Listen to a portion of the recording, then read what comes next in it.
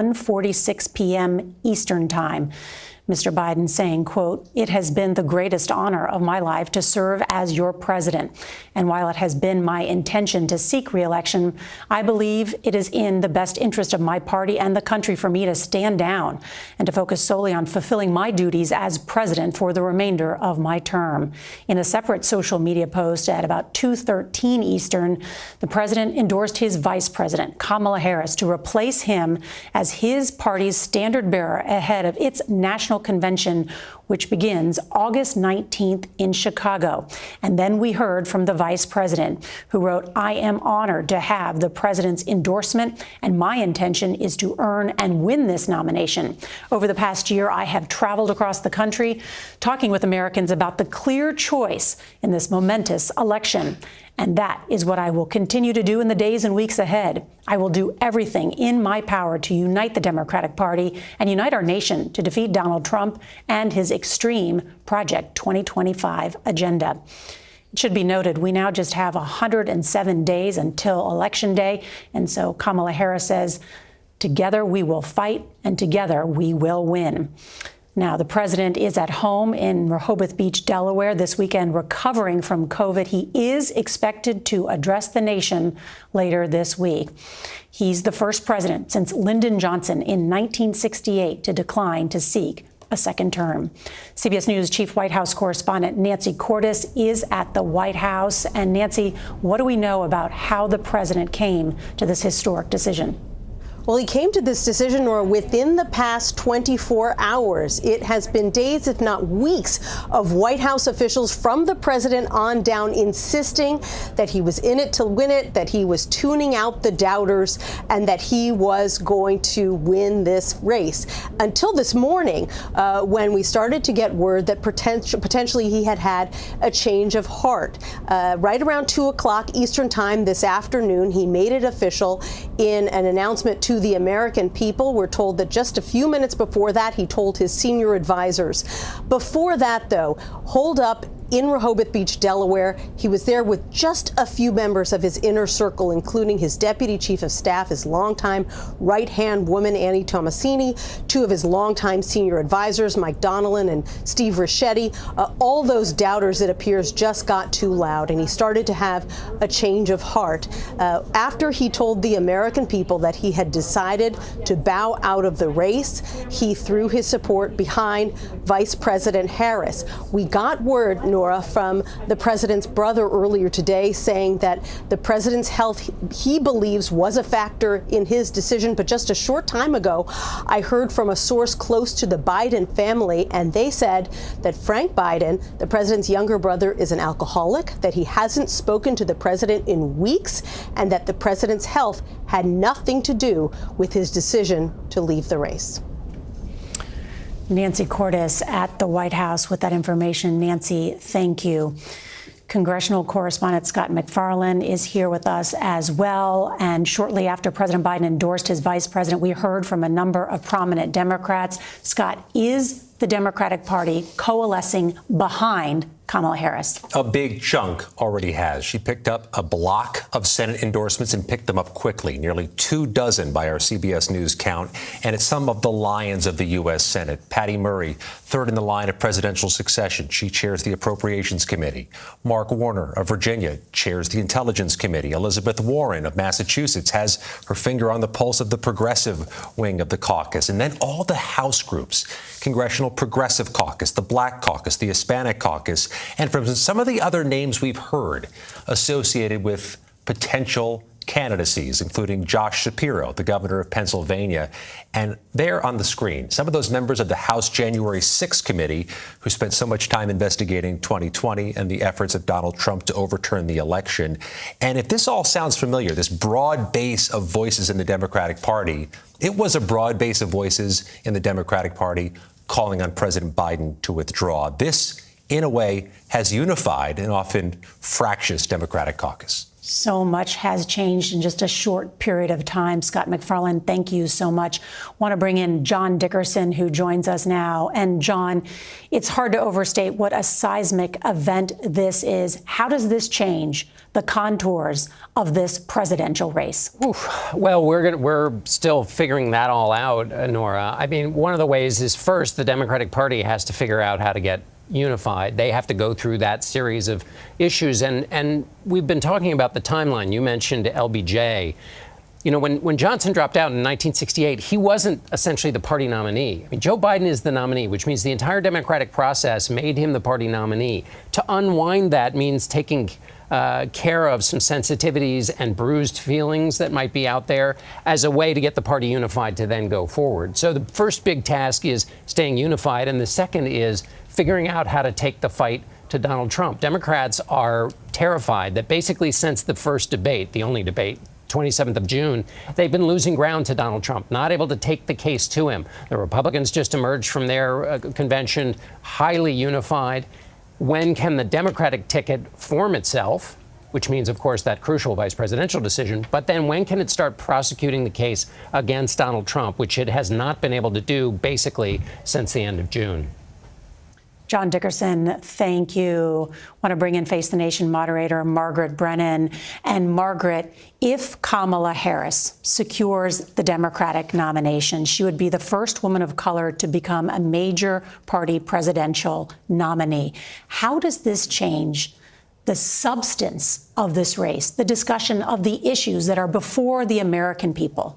Well, Democrats have argued that they have the policy position to win, even if they didn't have the energy and the unity. Well, now they can try to bring all together. And with Kamala Harris as vice president, put reproductive health care as the top issue that she has been the messenger on for Joe Biden, who is not comfortable messaging around that because of his personal beliefs about abortion. He's made that clear. She will put that at the fore and be able to talk about it in a compelling way against a candidate who celebrates having put justices on the court who overturned Roe versus Wade, even though Donald Trump's current position is that he sent it back to the states. She will bring that front and center. She can also help to perhaps get a second look for some Democrats in key states like Michigan, where there had been concern in particular about the president's perceived lack of empathy in terms of the loss of Palestinian life. We've seen in our CBS polling that this extends beyond Arab and Muslim voters. It was very resonant with black voters in particular. And she has been able to have a softer message, a more humanitarian message on that front. That would also be front and center. By the way, she's also 59 years old. So in that conversation about generational change, she can say she is that. There are a lot of negatives that you will hear some of her critics outlay in the next few days, including some people who may want to challenge her in the coming days. But that's the case that Democrats hope will be a winning one, that she can lean into those more progressive platform issues for the party. And Margaret, we are just hearing from Jill Biden's spokesperson that she was supportive, whatever road he chose, that she's always been his biggest believer, champion, and always on his side. And there's some 50 years together.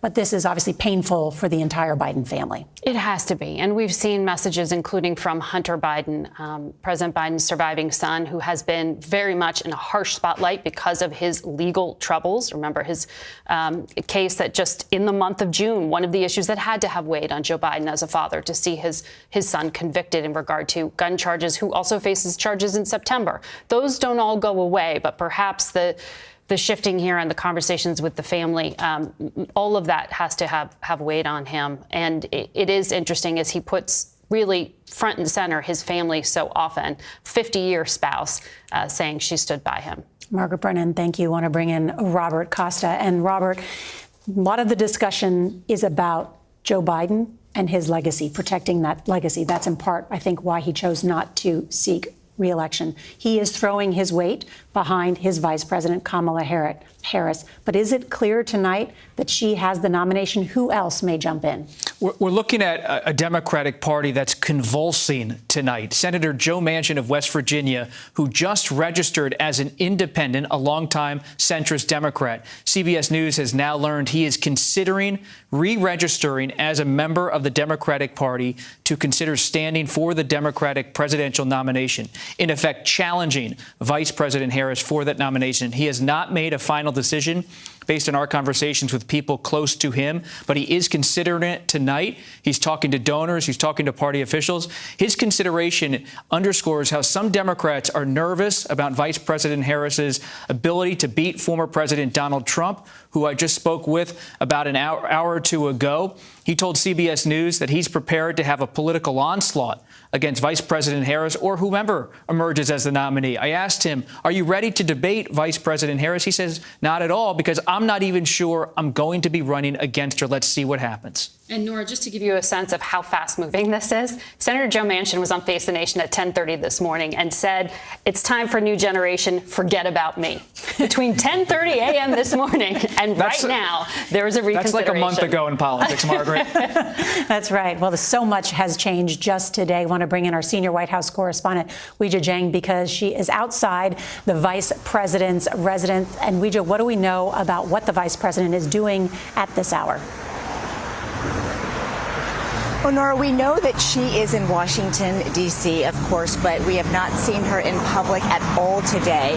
She spoke with President Biden earlier when he called her before he made the big announcement. They had a private conversation, and then she spent the day reaching out to members of Congress, including House Minority Leader Hakeem Jeffries. And, of course, we just saw in the past week how powerful these congressional leaders can be, and she certainly knows that, having served in the Senate. So she made immediate direct outreach to them to try to shore up support.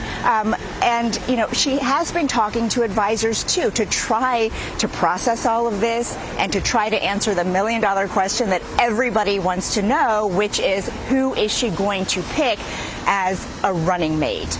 And, you know, that question is really, who can bring something to the ticket that she cannot? Who can bring what Joe Biden could? Of course, there's huge overlap there.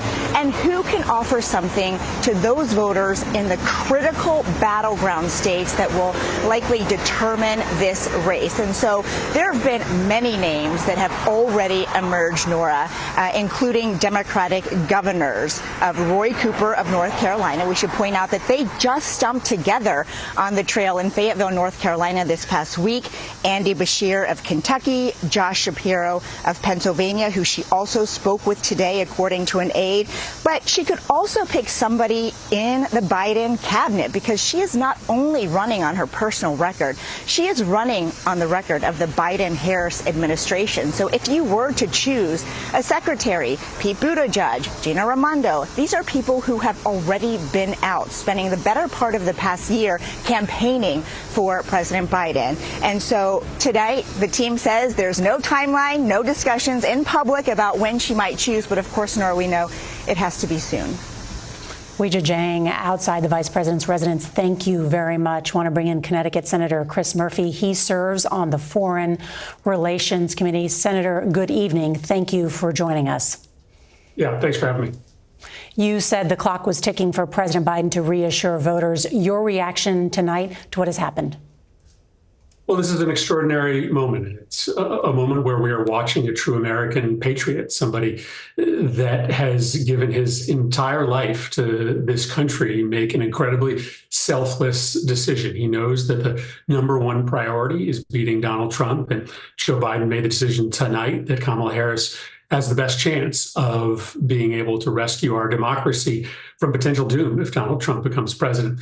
It's a hard decision for President Biden. Why? Because arguably he's the most successful president of our lifetime, rescuing this country from the pandemic, passing legislation that nobody thought was possible until Joe Biden was president, the biggest infrastructure investment in the country's history, the first gun bill of any consequence in 30 years. Inarguably, he has had a really remarkable record of legislative success. And so to walk away from that is very, very difficult. But there were and are a lot of voters who were looking for the torch to be passed to a new generation. I think they're going to be very excited by Kamala Harris, somebody that I've served with, somebody who I am eager and enthusiastic to support. And I think it's remarkable tonight that you have seen such a rush of support to her just hours after this announcement, which, by the way, was not previewed to any members of the Senate or governors. You saw this organic growth of support for her. I think, as you mentioned, about half of my colleagues in the Senate have already endorsed her. That didn't come through any coordinated effort. That came because we just all know her, and we think that she's going to be a tremendous commander in chief. So, Senator, you believe that the Democratic Party is coalescing behind the vice president and she will not face any significant challenge?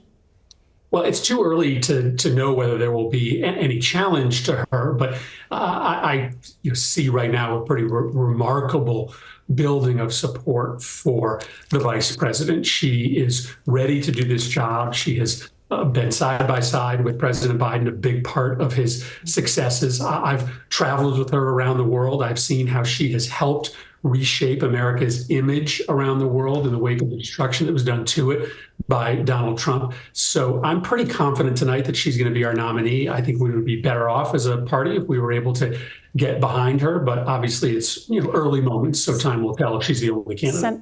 Senator, how do you hope that Vice President Harris will prosecute the case against Donald Trump?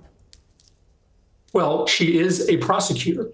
And so this is a pretty clear contrast. A prosecutor running against a felon. Kamala Harris, who as California's Attorney General and Senator and Vice President has stood up to the big banks in the billionaire class. Donald Trump, who promises in his second term to give another massive tax break to those same people. Kamala Harris, who's spent her career trying to bring people together, trying to heal divisions. Donald Trump, who's continuing to divide us. I think she is going to be an incredibly effective messenger. I think even during this very tough time, these last few weeks when people were watching her more carefully than ever, she was at her best. And so I think that tells you that when the moment comes, when the stakes get the highest, Kamala Harris is at her best. I think this country is going to be really interested, I think really surprised at the Kamala Harris that they're going to meet over the course of the next several weeks and months. Connecticut Senator Chris Murphy, thank you so much for joining us. Thank you. Ahead, a closer look at President Biden's storied career in politics and the legacy he'll leave behind.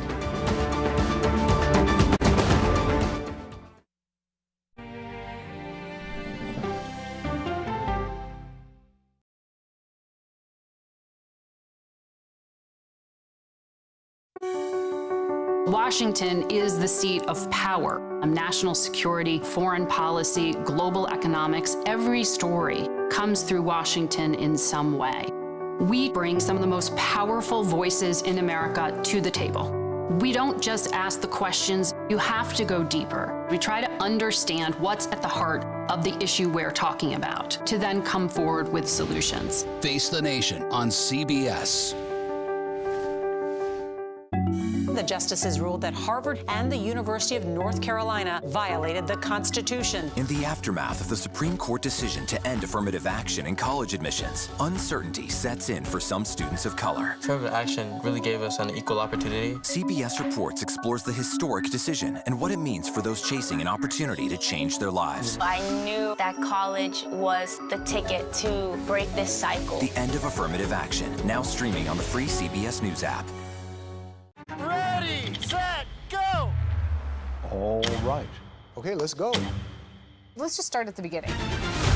The clock, it's ticking. Did they prevent justice? You're not answering my question. They lied? What is at stake? That's a great question. Great question. What kind of needs are you sensing here? You want to start in alphabetical order or numerical? You don't want to talk about what I do. Fine. Never mind. I don't care.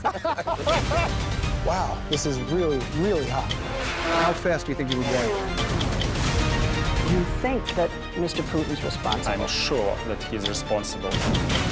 Are you safe here? Are you ready for some tough questions? It's the highest inflation rate, Mr. President, in 40 years. I view it as a significant challenge. Why won't you say the word crisis? Whoa! See it? It's right here. What's the likelihood you and I have been hacked by China? 110%. How close did you actually come to being killed? That close.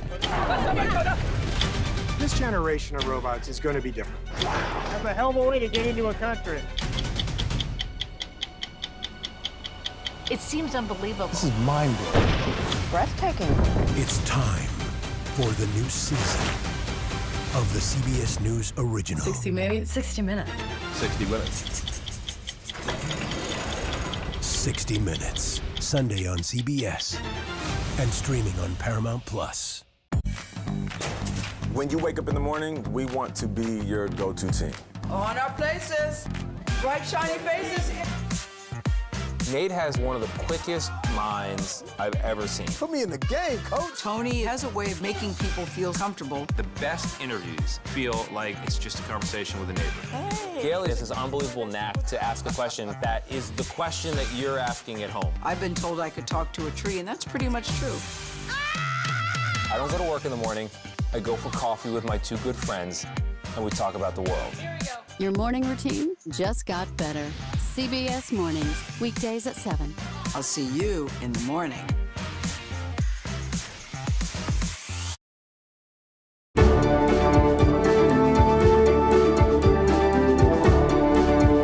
Your age makes the choice of your vice president all the more important. Why do you think Senator Harris would be ready to step in and become commander-in-chief if something were to happen to you? Number one, her values. Number two, she is smart as a devil. Number three, she has a backbone like a ramrod. Number four, she is really principled. And number five, she has had significant experience in the largest state in the union, running the Justice Department. It's only second in size to the United States Justice Department. And, obviously, I hope that never becomes a question. That was from my 60 Minutes interview with then-candidate Joe Biden and Kamala Harris in 2020, laying out why he says Harris was the right choice for VP. Biden's career goes back more than 50 years to 1972 when he was elected as one of the youngest senators. CBS's Major Garrett has a look back. I, Joseph Robinette Biden Jr., do solemnly swear. Joe Biden's presidency began on the steps of the U.S. Capitol, where, only days before, America bore witness to insurrection. We'll press forward with speed and urgency, for we have much to do in this winter of peril and significant possibilities. The day before he was inaugurated, Biden marked 400,000 U.S. COVID-19 deaths. Less than 5 weeks later, he mourned 500,000 American casualties. That's more lives lost to this virus than any other nation on earth. Biden's gesture illustrated an unadorned empathy that flowed through his entire political life, an emotive approach that seemed to fit a fitful time. To heal, we must remember. It's hard sometimes to remember. But that's how we heal. Joseph Robinette Biden Jr. was born in 1942. When the economy collapsed in Scranton, Pennsylvania, and his father lost his job, the Bidens moved to Delaware. My dad had an expression. He said, Joey, it's not a question of succeeding whether you get knocked down, it's how quickly you get up. Biden played football at the University of Delaware and attended law school at Syracuse University. By 1972, if you like what you see, help me out. If not, vote for the other fellow. He was elected to the United States Senate as a long shot, tell it like it is, 29-year-old. I think one of the reasons I won is they have more confidence in me than with other people that I will say what I think. Weeks later, his wife Nelia and their daughter were killed in a traffic accident that also injured sons Beau and Hunter. I felt like a piece of me died. Biden took the oath of office in a hospital. A single-father senator, Biden commuted from Wilmington to Washington aboard Amtrak to be home with his kids at night. He met Jill Jacobs, a teacher, on a blind date in 1975. They married 2 years later. Everyone knows I love her more than she loves me. My name is Joe Biden. I want to be the Democratic nominee for President of the United States. He ran for president in 1987, but dropped out after being accused of plagiarism. A year later, he suffered 2 brain aneurysms, but would later write he had no fear of dying. Judge Thomas.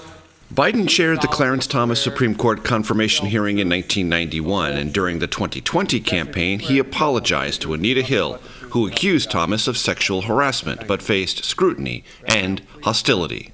To this day, I regret I couldn't come up with a way to get her the kind of hearing she deserved. He drafted the 1994 crime bill. It pushed crime down, but incarceration rates up. Hi, Penny. I'm Joe Biden, running for president. His 2008 White House campaign went nowhere. The vast majority of the people in Iowa haven't made up their mind yet.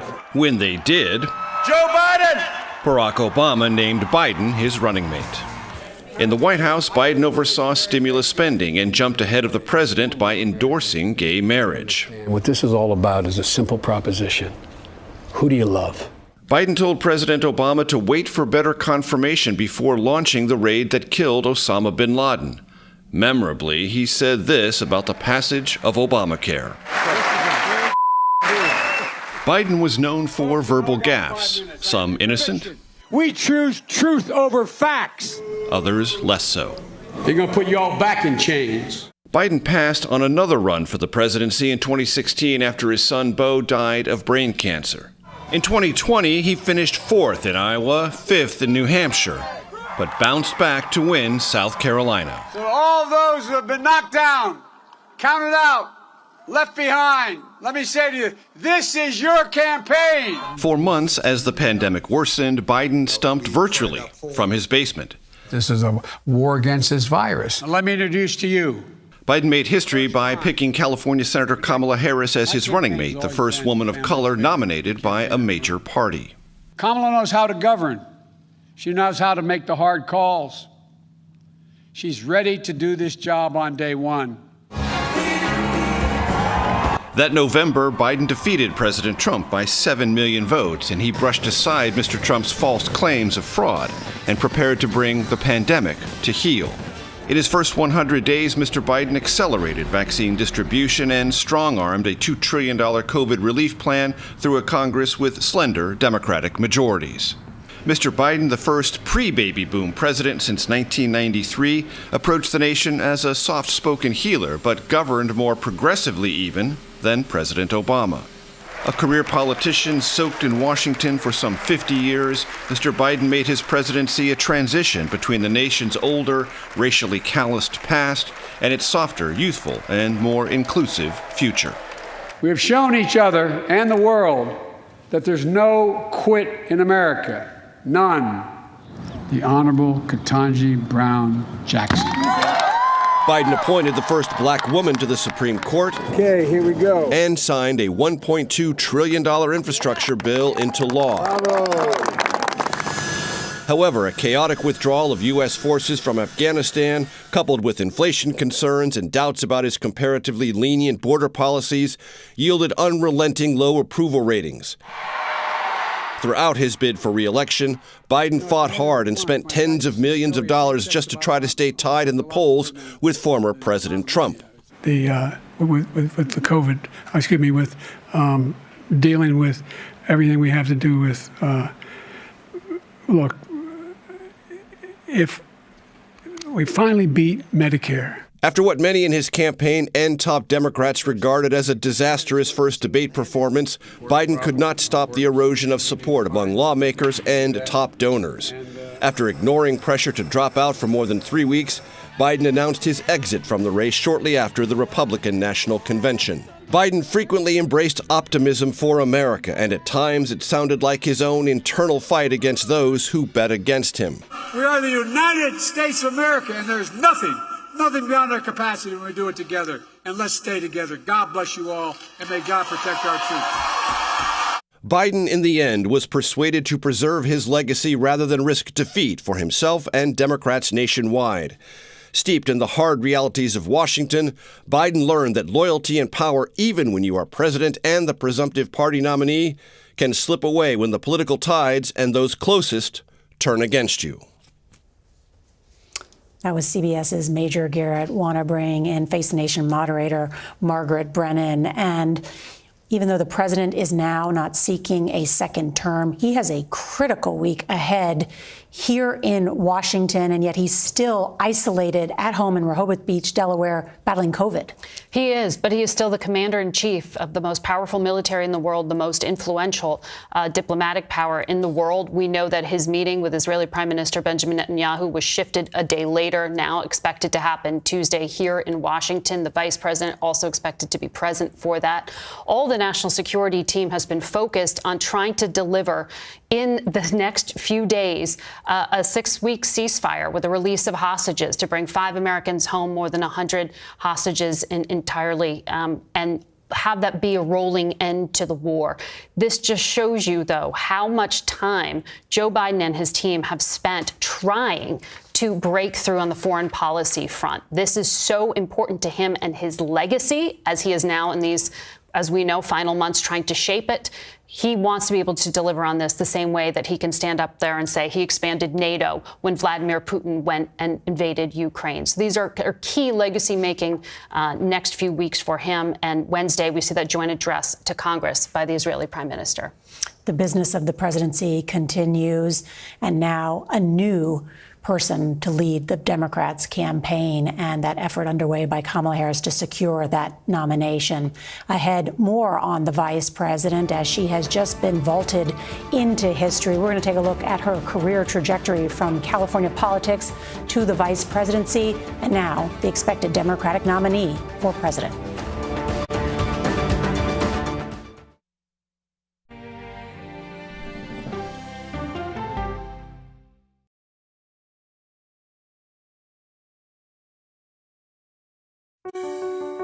Washington is the seat of power. National security, foreign policy, global economics, every story comes through Washington in some way. We bring some of the most powerful voices in America to the table. We don't just ask the questions, you have to go deeper. We try to understand what's at the heart of the issue we're talking about, to then come forward with solutions. Face the Nation on CBS. The justices ruled that Harvard and the University of North Carolina violated the Constitution. In the aftermath of the Supreme Court decision to end affirmative action in college admissions, uncertainty sets in for some students of color. Affirmative action really gave us an equal opportunity. CBS Reports explores the historic decision and what it means for those chasing an opportunity to change their lives. I knew that college was the ticket to break this cycle. The end of affirmative action, now streaming on the free CBS News app.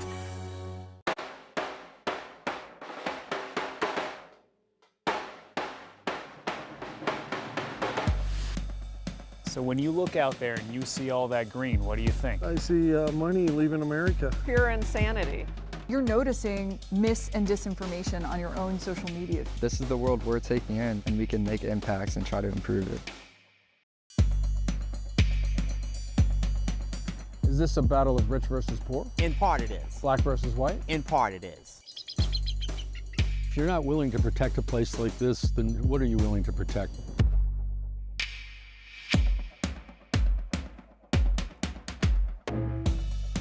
Go to me, go to 3, 1, 2, 3, go! Wow. I want a strong America. I want a proud America.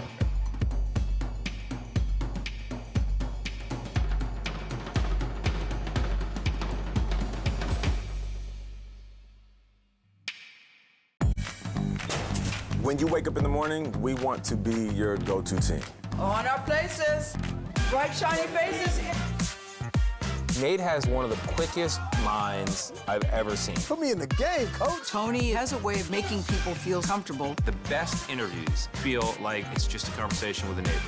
Hey. Gail has this unbelievable knack to ask a question that is the question that you're asking at home. I've been told I could talk to a tree, and that's pretty much true. I don't go to work in the morning. I go for coffee with my two good friends, and we talk about the world. Here we go. Your morning routine just got better. CBS Mornings, weekdays at 7. I'll see you in the morning. Coming up, our series, wait a minute, Tom, is that you working the camera? Keep leaning out of your close-up. CBS Mornings, your morning routine just got better. Coming up, our series, wait a minute, Tom, is that you working the camera? Keep leaning out of your close-up. Your morning routine just got better.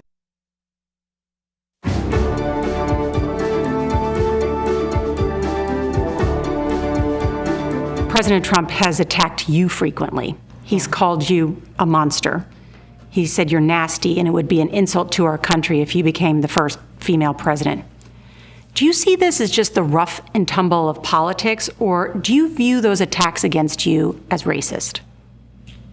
Well, this is not the first time in my life I've been called names. And it was predictable, sadly. Do you think the president is racist? Yes, I do. Yeah, I do. You can look at a pattern that goes back to him questioning the identity of the first black president of the United States. You can look at Charlottesville, when there were peaceful protesters, and on the other side, neo-Nazis. And he talks about fine people on either side, calling Mexicans rapists and criminals. His first order of business was to institute a Muslim ban. It all speaks for itself. Well, that was my 60 Minutes interview with then Senator Kamala Harris in October of 2020. She was elected to represent California in 2016 before joining then candidate Biden as his running mate. Ed Gordon, who interviewed the president this past week, now takes a closer look at Kamala Harris. In 2003, underdog Kamala Harris won the district attorney election for the city of San Francisco. Most important things don't come easy. Her victory marked the start of a political career that certainly would not come easy. Kamala Devi Harris was born in 1964 in Oakland, California. Her mother, Shamala Gopalan, was from India, and her father, Donald Harris, from Jamaica. I was raised by a mother who said many things that were life lessons for me, including don't you ever let anybody tell you who you are. You tell them who you are. She grew up in Berkeley, California, where her parents were both academics and activists who participated and raised their children within the civil rights movement.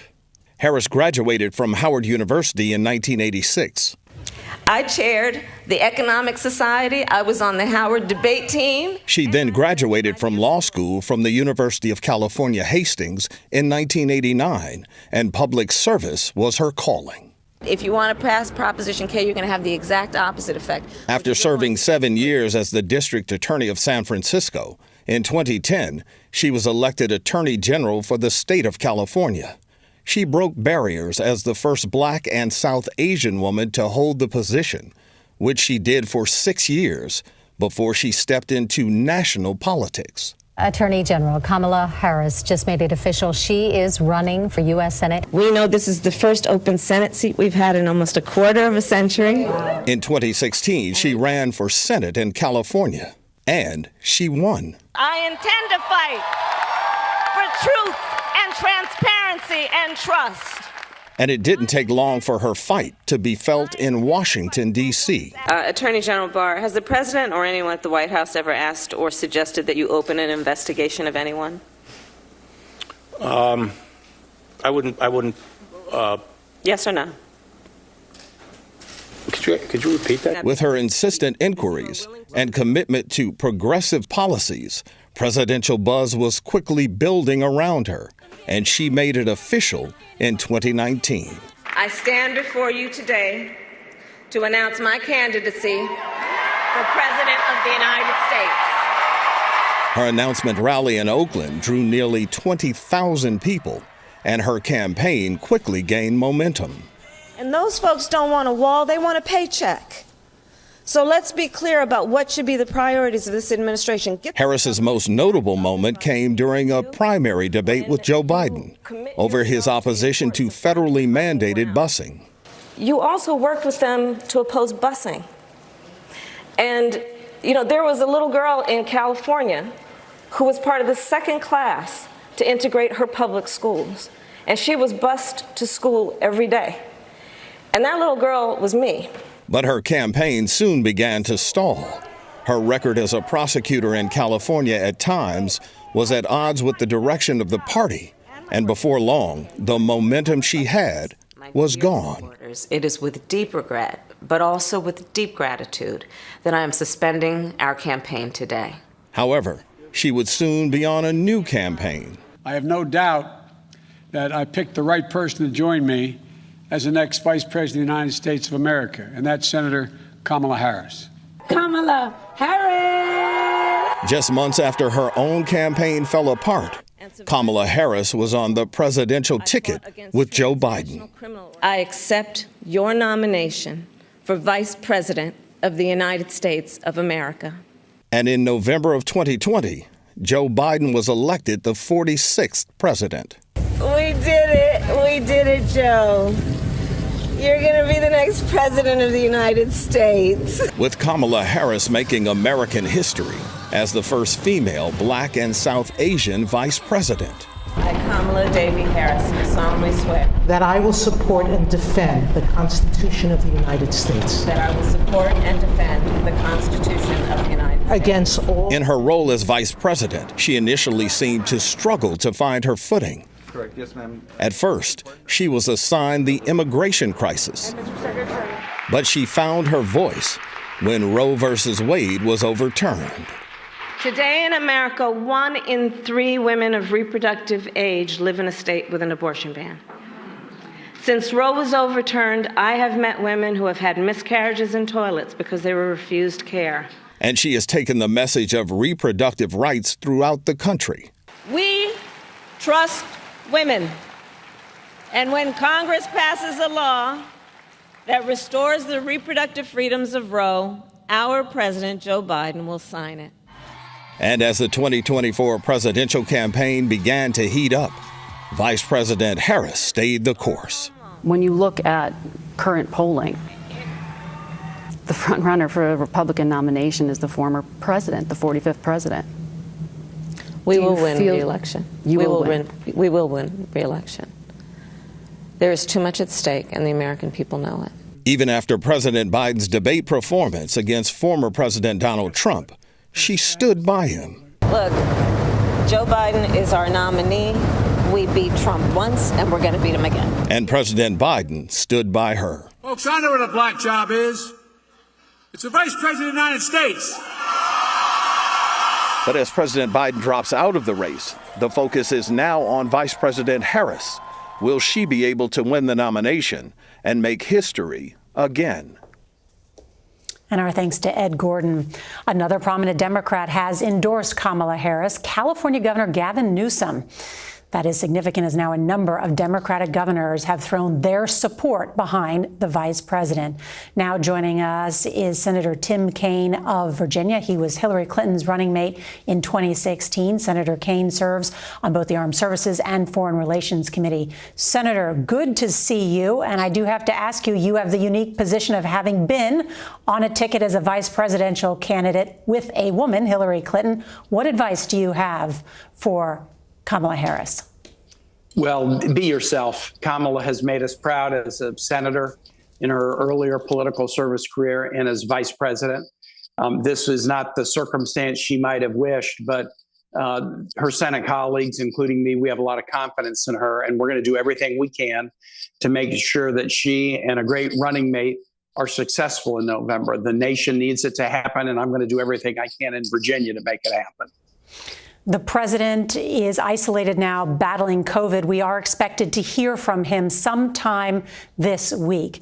But does Vice President Harris need to get out there? She's already getting attacked by Donald Trump. What would you advise your party to do? The vice president does need to get out there, but that's nothing new. She has been a tireless road warrior for the Biden-Harris achievements, the Biden-Harris ticket. And as your segment pointed out, particularly in the aftermath of the horrible decision of the United States Supreme Court in Dobbs that President Trump celebrates and continue to celebrate, she's really come into the spotlight and done a great job of advancing the notion that American women should be able to make their own reproductive choices. So she'll be out there. And then we have to offer an amazing thank you to Joe Biden. I've been saying for weeks in Virginia that Joe Biden can always be counted on to do the patriotic thing. This is in the mode of George Washington or Teddy Roosevelt being able to run again, but recognizing that the needs of the nation made it better that he passed the torch to a new generation of leadership. Donald Trump's yesterday's news.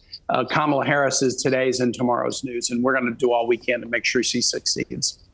How will the vice president prosecute the case against Donald Trump? It's interesting you mentioned that. Donald Trump has been convicted of a number of crimes and been convicted, including of crimes of sexual assault. And in Kamala Harris, you have a prosecutor who has prosecuted the perpetrators of sexual crimes, and she is a great prosecutor. And I think she's going to, make the case for the wonderful Biden-Harris record low unemployment, record low insurance rate, stock market up, manufacturing up, infrastructure up, linking arms with allies around the globe, battling to protect reproductive freedom. She is going to make the case that the path we've been on has been the right path, and the last thing we should do is hand the government back to a guy who tried to topple the peaceful transfer of power by inspiring a violent attack on the Capitol in January of 2021. Virginia Senator Tim Kaine, who ran alongside Hillary Clinton in 2016. Senator, good to see you. Thank you for joining us. Glad to be with you. Ahead, how did we get to this unprecedented moment in American history? And what happens next? We'll be right back.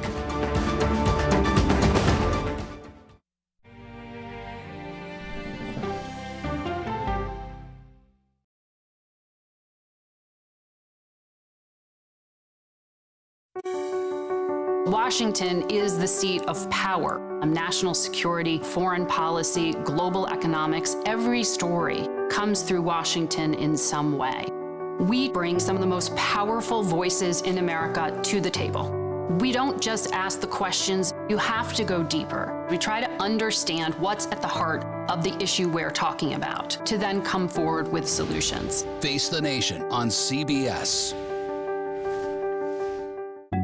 The justices ruled that Harvard and the University of North Carolina violated the Constitution. In the aftermath of the Supreme Court decision to end affirmative action in college admissions, uncertainty sets in for some students of color. Affirmative action really gave us an equal opportunity. CBS Reports explores the historic decision and what it means for those chasing an opportunity to change their lives. I knew that college was the ticket to break this cycle. The end of affirmative action, now streaming on the free CBS News app. Ready, set, go! All right. Okay, let's go. Let's just start at the beginning. The clock, it's ticking. Did they prevent justice? You're not answering my question. They lied? What is at stake? That's a great question. Great question. What kind of needs are you sensing here? You want to start in alphabetical order or in numerical? You don't want to talk Okay, about fine, what I do. fine. Never mind. I don't care. Wow, this is really, really hot. How fast do you think you would go? You think that Mr. Putin's responsible? I'm sure that he's responsible. Are you safe here? Are you ready for some tough questions? It's the highest inflation rate, Mr. President, in 40 years. I view it as a significant challenge. Why won't you say the word crisis? Whoa! See it? It's right here. What's the likelihood you and I have been hacked by China? 110%. How close did you actually come to being killed? That close. This generation of robots is going to be different. That's a hell of a way to get into a country. It seems unbelievable. This is mind-blowing. Breathtaking. It's time for the new season of the CBS News original. 60 minutes. 60 minutes. 60 minutes. 60 Minutes, Sunday on CBS and streaming on Paramount Plus.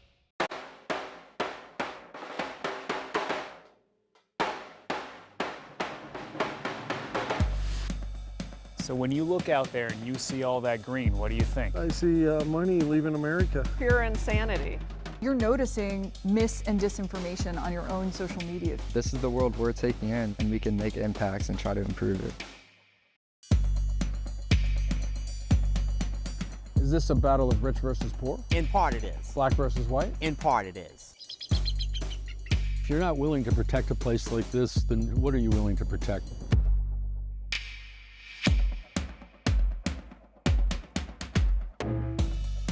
Go for me, go for 3, 1, 2, 3, Go! Wow. I want a strong America. I want a proud America.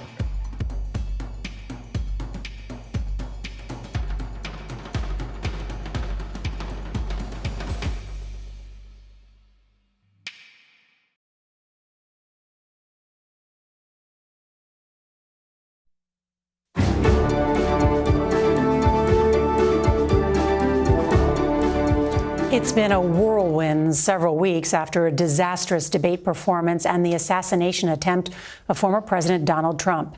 60 Minutes correspondent Cecilia Vega now with a closer look at how we got to this historic moment. The 46th president of the United States, Joe Biden.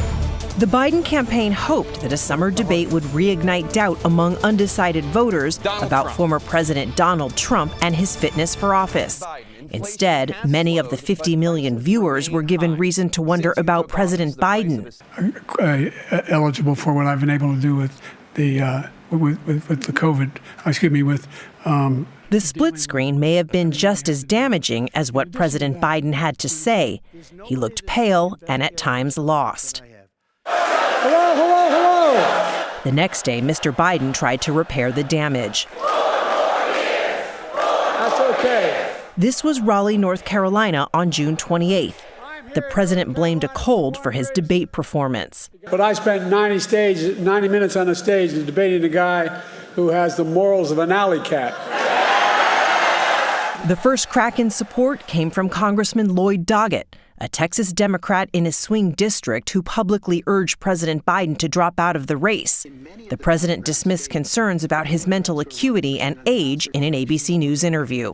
If you can be convinced that you cannot defeat Donald Trump, will you stand down? Well, it depends if the Lord Almighty comes out and tells me that, I might do that. The next message did not come from heaven, but it did come from a star.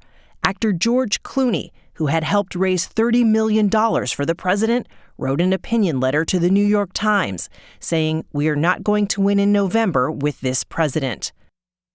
A summit of NATO leaders on July 11th in Washington was supposed to offer the opportunity for President Biden to show his mettle. But with every word now under scrutiny, it was hard to miss him mixing up names of an ally with an adversary.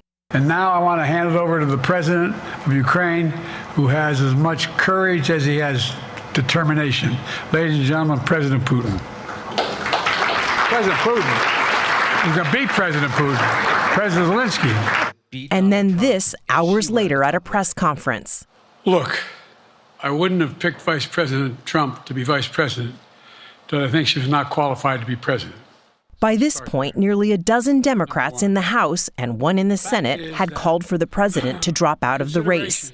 But a crowd in Detroit on July 12th had this message. "Don't you quit," they chanted. The president's future as his party's nominee was now the story of the moment. Hello, Butler, and hello. Until 6:11 p.m. on July 13th. The failed assassination attempt of the former president. This clenched fist contrasted with President Biden losing grip of his own party. Longtime friends, including former House Speaker Nancy Pelosi and Senate Majority Leader Chuck Schumer, spoke with Mr. Biden privately. I want to speak to you tonight about the need for us to lower the temperature in our politics. President Biden's Oval Office address the following night was intended to be reassuring in the wake of political violence.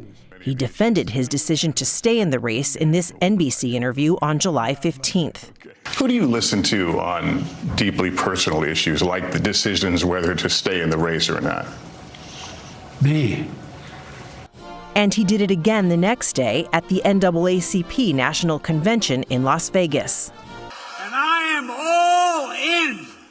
So let me ask you, are you all in? Because I'm all in. The momentum on the Hill, however, was going in the opposite direction, with more Democratic members of Congress publicly asking the president to exit the race. President Biden spoke with Ed Gordon of BET. Is there anything that you would look to, you personally, not anybody else, not other pundits, not even perhaps family members, that you would look to say, if I see that, I will reevaluate? If there has some medical condition that emerged, if the doctors came to me and said, you got this problem, that problem. Health did become an issue for the president on July 17th, just hours after meeting voters. He was diagnosed with COVID and went to his beach home in Delaware to isolate. By now, more than 30 Democrats in Congress had gone public. Equally bad for the incumbent, the growing number of political donors freezing millions of dollars in contributions. Still, the president promised to get back on the campaign trail this week. But this afternoon, President Biden quit the race and endorsed Vice President Kamala Harris to lead the ticket. Bill Whitaker spoke to her last year for 60 Minutes. We were talking to some Democratic donors, and they have told us that should something befall President Biden and he is not able to run, that there would be a free-for-all for who would run as president, you are in the spot that would be a natural for you to step up. But we're hearing from donors that that's not a natural spot, that they would not naturally fall into line. Why is that? Well, first of all, I'm not going to engage in that hypothetical because Joe Biden is very much alive and running for re-election. So but there you we do are. know, I mean, that is a concern, and a legitimate concern, I would say. I hear from a lot of different people a lot of different things. But let me just tell you, I'm focused on the job. I truly am. And doing this job for the American people. Our democracy is on the line, Bill. And I frankly, in my head, do not have time for parlor games. And this evening, Vice President Harris posted this image on social media and said in a statement she intends to win the nomination and, quote, defeat Donald Trump. Cecilia Vega, CBS News, New York. No sitting American president has dropped out of the race so late in the cycle. I want to talk about that with everyone here. Robert Costa, this was a difficult decision for the president to make. In the frenzy of politics tonight, it's also important to remember how much of a heart-wrenching decision this was for President Biden. Speaking to sources close to his family, some of his longtime associates, he has been at Rehoboth Beach, Delaware, at his beach home all weekend, often alone because he is recovering from COVID, coughing as he makes phone calls and speaks with his aides. He never wanted to get out until even late last night. He was telling his closest friends, I can beat Trump. I can do this. But he saw the writing on the wall politically, all of the pressure. And he was at this place that has been a retreat for him, as Senator Coons told you earlier today, Rehoboth Beach. It's where he's gone for the past 50 years after personal tragedy, political humiliation. It's always back to Delaware. And that's where he is tonight. The most momentous decision he has ever made in a long and storied political career. He did it relatively alone with his family and his closest aides at the beach, thinking about history, his legacy, and the future of the Democratic Party. Robert Costa, thank you. Scott McFarland, we have heard from Democrats tonight saying that Kamala Harris is the perfect person as a former prosecutor to lay out for the American people the case against Donald Trump. Where does that stand? Yeah, he's going back to court. This wild campaign is taking us right back to the courthouse. Listen to what's coming up in just the next few weeks. September 18th, potentially sentencing for Donald Trump in Manhattan for those dozens of felonies he was convicted of. August, early August, that federal criminal election conspiracy case goes back to the court in Washington, D.C. Could hear some new evidence from Jack Smith. And all the while, Jack Smith's going to try to resuscitate that classified documents case, which was dismissed on Monday. So much still ahead. Margaret Brennan, what's next for Kamala Harris? If she becomes the Democratic nominee, this will be historic as the first woman of color at the top of any presidential ticket. But she's got a way to go before she gets that nomination. She does. And, you know, I've traveled with the vice president. I've interviewed her a number of times. One of the criticisms of her is that she's not a typical retail politician. She's a prosecutor. If you give her a mission, she can deliver, and she can deliver that message in a strong way. It's not the glad handing that you see there. And as a California politician, didn't necessarily have to reach across the aisle very often. Those things are going to come up. You're going to hear criticisms of her. You will hear about her portfolio.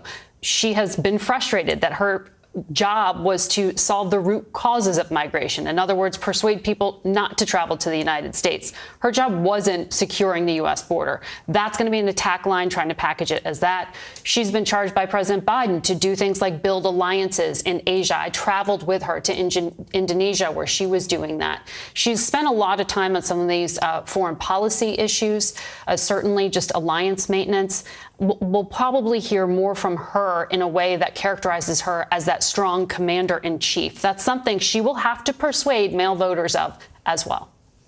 And what both sides agree is the most important presidential election in a generation. Thanks to all of you for our coverage all day long here on CBS. And what an end to this historic day. President Joe Biden announcing today that for the good of his party and the good of American democracy, he is not seeking re-election to the presidency. The 81-year-old endorsed his vice president, Kamala Harris, and now a number of governors and lawmakers are endorsing her as well. Our coverage will continue on CBS News 24/7, your local news, and for some of you tonight on the CBS Evening News. I'm Norah O'Donnell in Washington. Good night.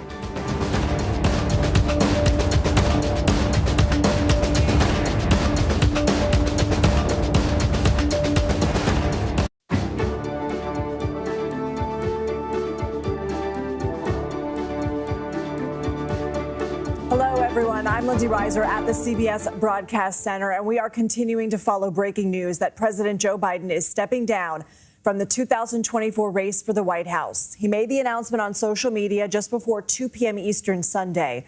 In a statement, he said, quote, "While it has been my intention to seek re-election, I believe it is in the best interest of my party and the country for me to stand down." The president says he plans to address the nation later this week to explain his decision in more detail. He is currently isolating in Rehoboth Beach, Delaware, recovering from COVID. In a separate post on social media, President Biden endorsed his vice president, Kamala Harris. He said his first decision as the party nominee in 2020 was to pick Harris as VP, and he described it as the best decision he's made. He also called on his fellow Democrats to, quote, "come together and beat Trump." Reaction from Democratic lawmakers has been pouring in. Senate Majority Leader Chuck Schumer said in a statement, quote, "Joe Biden has not only been a great president and a great legislative leader, but he is a truly amazing human being."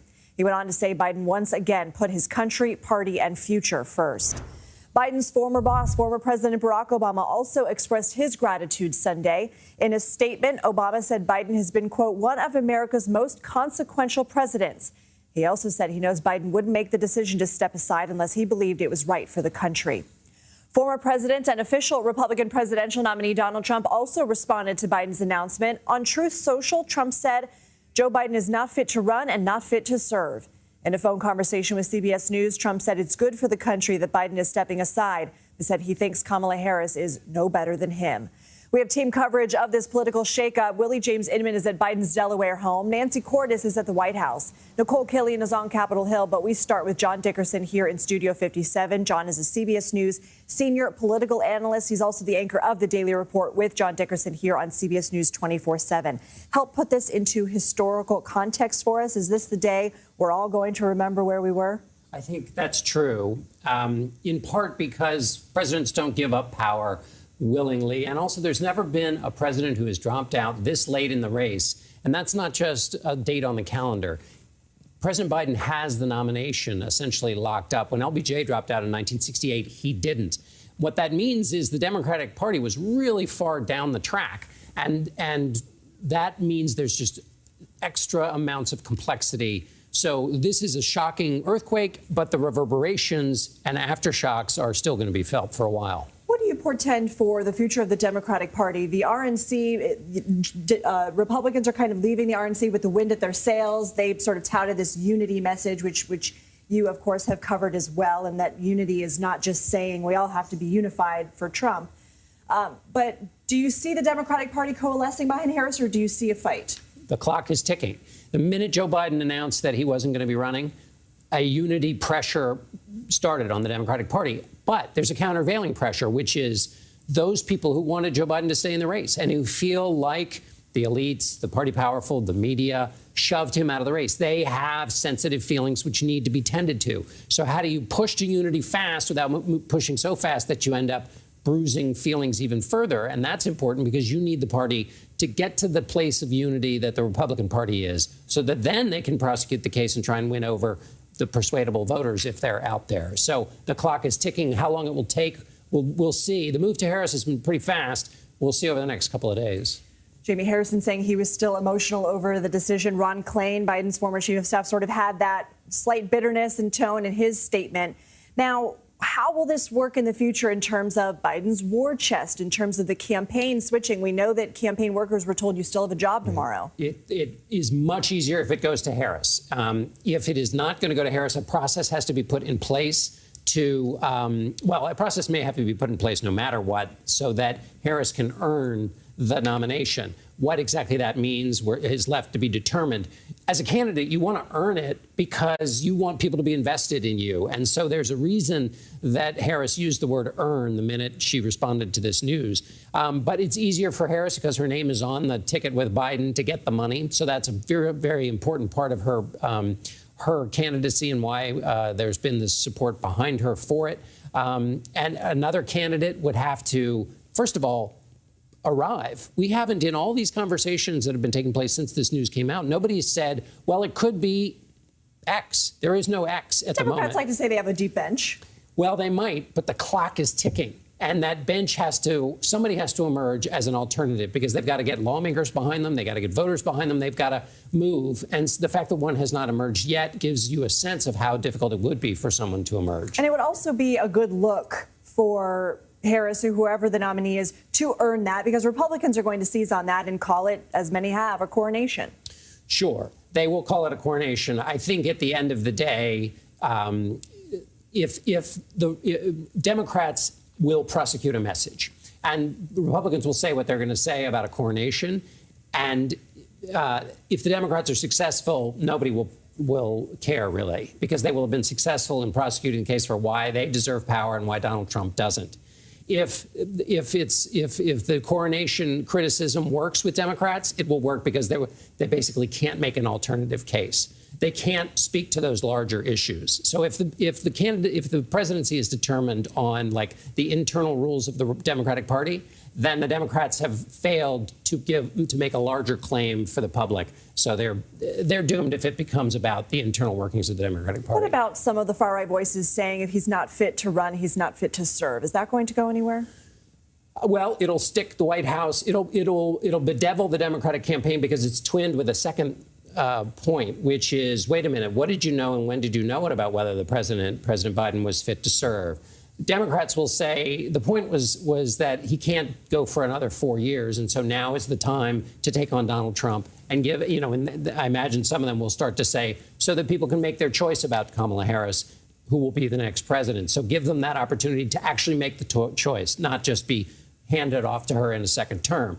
But I think that Republicans will pin the Democrats down on that, and Democrats are going to have to come up with a good answer. John Dickerson, thank you.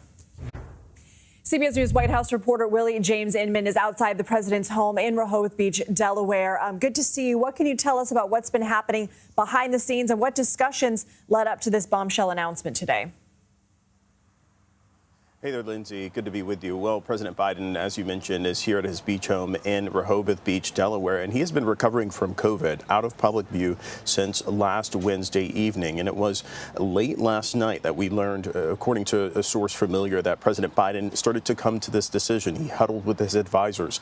And today he made those important phone calls, not only to his campaign chair, Jen O'Malley Dillon, but he also called the vice president and his chief of staff as well before he made this decision. That decision went out, as you noted, just before 2 p.m. And it was shortly after that, about 30 minutes or so, where we saw the president endorse the vice president to be the next nominee for the Democratic Party. So a lot of moving parts, a lot of conversations that were going on behind the scenes. I'll also note that not only was the president making phone calls today to essentially talk about this decision, the vice president was making phone calls as well, working the phones, trying to gather up support for her nomination to be the next president of the United States if she were to be successful this November. But still, this is just sending political shockwaves, as you and John were just talking about, across the nation, with the president bowing out of the race, bowing to that pressure that we've been seeing grow, with more than 3 dozen Democrats coming out and saying that the president should step aside. Lindsay. Willie Inman in Rehoboth Beach, Delaware. Thank you. Joe Biden is grounded. He's grounded in his faith, in his family, and in our state. Excuse me. I'm sorry. This was a very difficult decision, and one that I think reflects the very best of who Joe Biden is. Someone who, as you put it, Bob, comes home because it's where his strength is. His strength is in his family. His strength is in our community. His strength is in his faith. That was Democratic Senator Chris Coons getting emotional earlier on CBS News and reacting to news that President Biden was stepping down for the 2024 election and endorsing his Vice President Kamala Harris. CBS News Chief White House correspondent Nancy Cordes joins us from the White House. Nancy, what has been the reaction so far to Biden's endorsement of Harris? Well, among Democrats, there has been an outpouring of gratitude to the president for A, coming to this decision, and B, for having what they view as a very successful first term as president. They acknowledge that this was not an easy decision for him, nor would it be for anyone. We've seen an equal magnitude of support for the vice president, Kamala Harris, as the presumptive nominee. In fact, almost everyone in Congress who was calling on President Biden to step aside has now come out in support of Vice President Harris. And so she is full steam ahead, Lindsay. In fact, just a few moments ago, the first fundraising text from Vice President Harris as the presumptive nominee went out. She said, "I'm running to be president of the United States. I'm honored to have the president's endorsement, and my intention is to earn and win this nomination."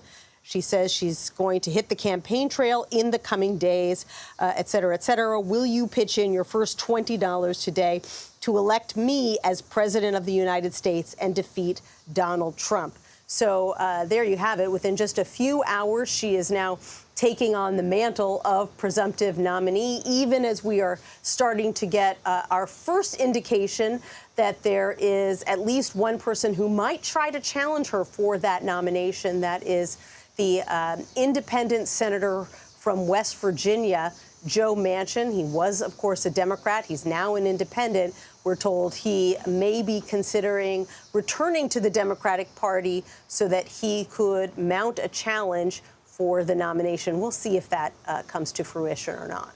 So that said, who would be some VP contenders that are part of the conversation right now on a Harris ticket?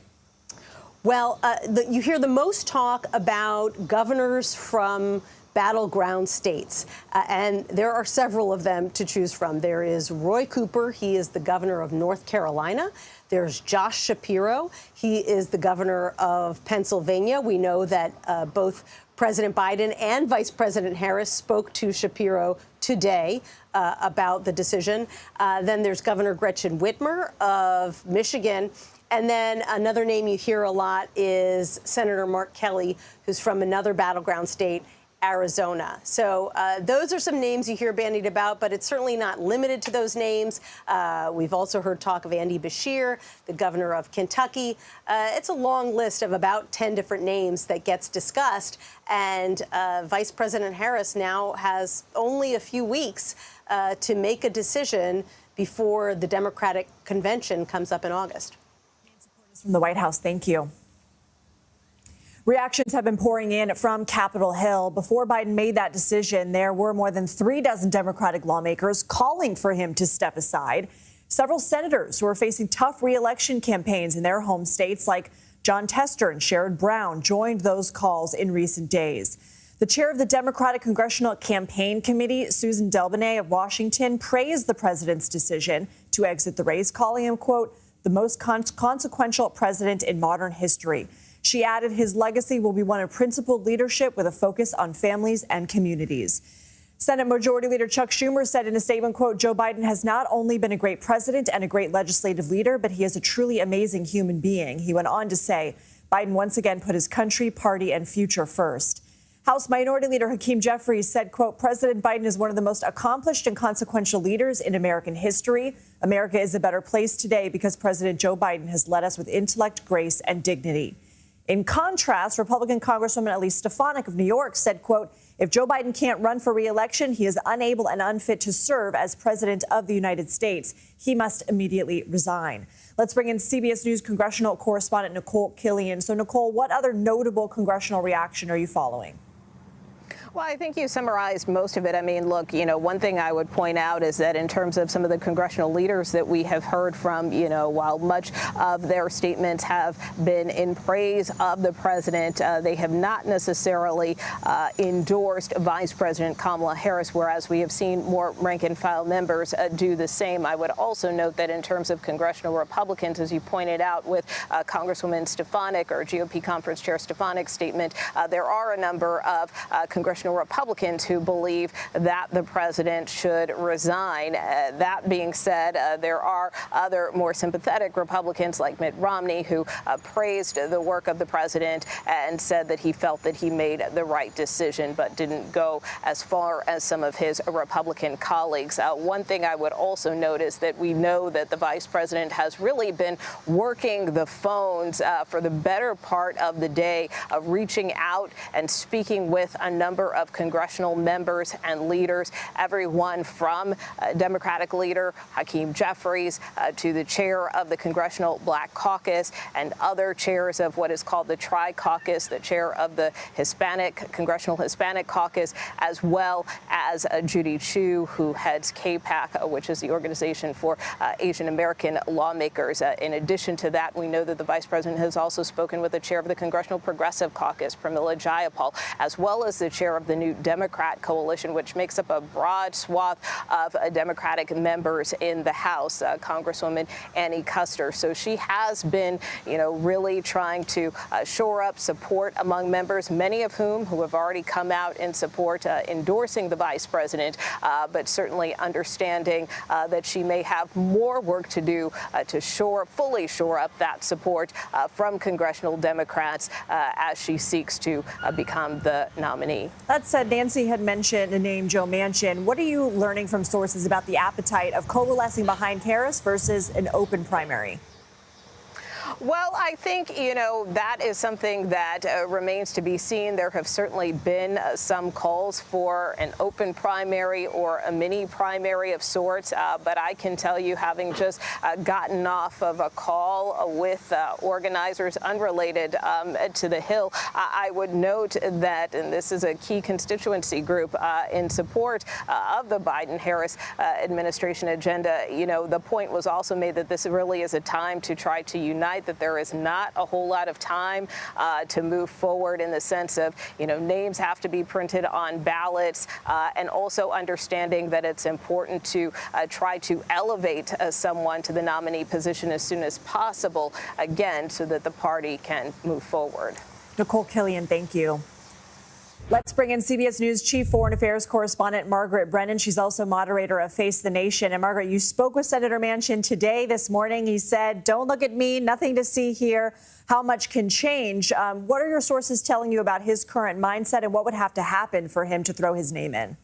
Well, independent Senator Joe Manchin of West Virginia, remember, he just recently left the Democratic Party. He's been harshly critical of it, saying that it has lost touch with working class Americans in particular. He was making the case on Face the Nation that he thinks this is a problem. At the time, he was talking about Joe Biden stepping aside. When I asked him, would he support Kamala Harris, he said, not unless there was a change in platform.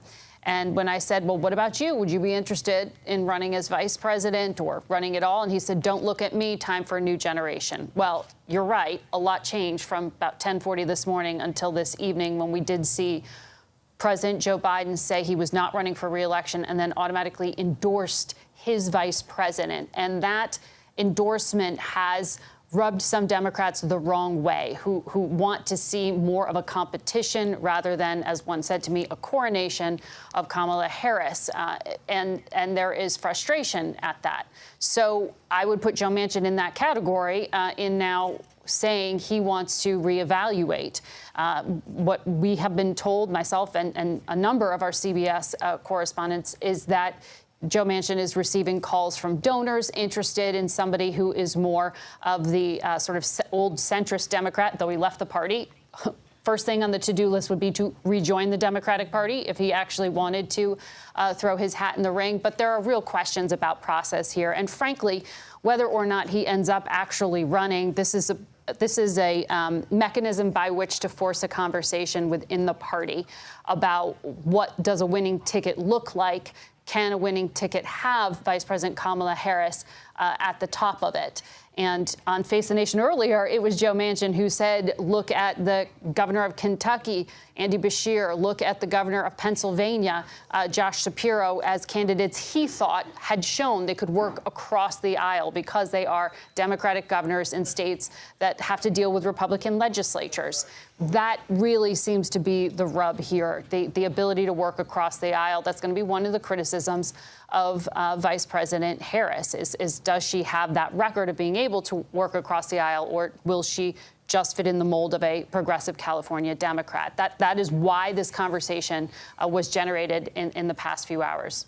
Margaret, I know you're also tracking international reaction from world leaders. What have been some of the responses that have stood out to you? Well, from around the world, we have seen statements issued by prime ministers from the United Kingdom to Russia. Russia notably jumping on the disinformation campaign and repeating what sound an awful lot like some of the criticisms we've heard from Republicans in this country, which is to claim that there was a conspiracy here to cover up the true nature of Joe Biden's mental state and to say that journalists were part of some great conspiracy. That's the talking point out of the Kremlin overnight, and you have seen that amplified. So this is a question, frankly, that Democrats will have to answer for. It's exactly when was it persuasive that you needed to come to this extreme measure of 4 months out from an election, switching out the top of the ticket? Was it just June 27th and that debate, a debate that Democrats asked to have because they wanted to inject some energy into the conversation by showing that the president could be quick on his feet and sharp on the issues, something that backfired and then just over the past 3 weeks has led to this very painful process for Joe Biden himself and for Democrats who are openly in disarray about this. At least this Sunday, we have a conclusion to the question of whether Joe Biden could stay in the race or not. We still don't know just how competitive Kamala Harris will be at the top of the ticket. We know coming into this weekend, the CBS polling had shown that she was about behind 3 points in a hypothetical head-to-head with Donald Trump. But that is something that world leaders will continue to watch. And we know, even just this week, one world leader, Israeli Prime Minister Benjamin Netanyahu, expected here Tuesday, will meet with President Biden and Vice President Harris. He'll speak to Congress, and there are open questions of will he go and meet with Donald Trump? You are seeing world leaders try to hedge their bets here, build relationships with what could be an incoming administration, and openly wondering, what does that mean for the world? Margaret Brennan, thank you. Let's turn now to Ashley Etienne. Ashley is a former communications director for Vice President Harris and former House Speaker Nancy Pelosi. She's also a CBS News political contributor. Ashley, you just heard Margaret describe this process as painful. What is your reaction and how do you feel the party moves forward? You know, honestly, I'm thinking a lot of this is a whole bunch of hype within Washington. You know, no disrespect to Joe Manchin, but, you know, I've worked for 2 White Houses and the Speaker, and I can tell you with full confidence he has no base within the Democratic Party. He only has sway with the reporters here in Washington. So I don't think this is going to be an issue. I think the Vice President has proven herself. The President doesn't do that job alone. She is a governing partner with him. I was in those rooms with the Vice President, the President. She sat in the PDB, the Presidential Daily Briefing with the President every morning, calling those world leaders. The record that Democrats are running on, from landmark legislation on health care, climate, as well as infrastructure, she got that done with the President. Who do you think was on the Hill convincing members and working across the aisle to get that done? She was doing that. So for the party to try to walk away from her at this point would be malpractice. And I'm not hearing that within the caucus. I've been hearing for the last week and almost a half that even the frontliners, who are the most vulnerable members within the Democratic Party, have been willing to back Kamala Harris. They just needed some certainty from the president. They wanted to give him some space to actually make this decision. So I don't think the party is in total chaos. I think there's some party elites and a minority within the party that's actually pushing this issue in Washington, and it seems to be consuming us. But I don't think it's a larger problem within the party. Do you feel that Harris has ground to make up? We are 107 days out. I don't think so at all. She's been, according to her team, she's hit 20 states, 60 communities already this year. If you believe the polling, she's outperforming even Biden among that key constituency, that broad coalition that he built in 2020 to win. She's doing incredibly well in the Biden internal polls among independent women, among those suburban women. So I think this is going to be a competitive race. She's now going to have some space to demonstrate not only her skills, but her smarts and her ability to drive and build this big coalition and drive them out to the polls. Here's what I do think. I think two things. She's got two things that are working for her in her advantage that people, I think, are discounting right now. That's her gender. Never, I think, before has there been a more ideal environment for a woman to win the White House. And she's also has her race. She's got the base of the Democratic Party are black people. And so they're going to fall behind her and support her and lift her up as they did Barack Obama. So I think those two things are running to her advantage.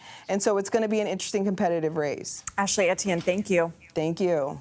Republican voters and lawmakers are also reacting to President Biden's decision to step down from the race. GOP presidential nominee Donald Trump shared his thoughts on social media platform Truth Social, saying Biden was, quote, not fit to run for president and is certainly not fit to serve. Danielle Alvarez joins us now. She's a senior advisor for the Trump campaign. Danielle, I want to ask you your reaction to today's news, and also, the former president went into the RNC, of course, after the horrific attempt on his life. His message was unity. Do you think that his statements and Truth Social posts today are supporting that unity message? I think it's a stark contrast what's going on with the Republican Party and President Trump and what's going on with the Harris-Biden ticket and the absolute disarray on the left. I mean, the hope is that Kamala Harris will become the nominee and at the top of the ticket, but she owns everything of the Biden administration. Let's remember, she was the original border czar. Let's remember, she was the deciding vote on the $1.9 trillion spending bill that sent us off into inflation. She wanted to abolish ICE. She wanted to decriminalize border crossings. I mean, she is the absolute disaster and California elite and California liberal.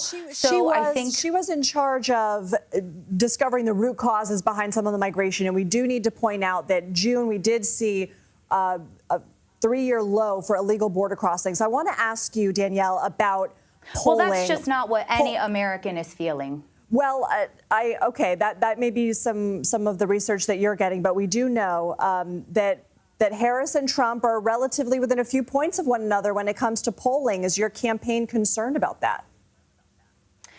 We have been prepared for Kamala Harris or any sort of switch in the ticket since President Trump delivered his dominant debate performance weeks ago. In fact, we had launched an ad against Kamala in battleground states the week of the debate because, again, she owns every failure that is Joe Biden's. And so we're not going to take anything for granted, but we feel confident our best asset is President Trump and his record of success, his record of prosperity, his record of strength. So we can either make America great again or we can make America like California. Danielle, will Trump commit to debating the Democratic nominee?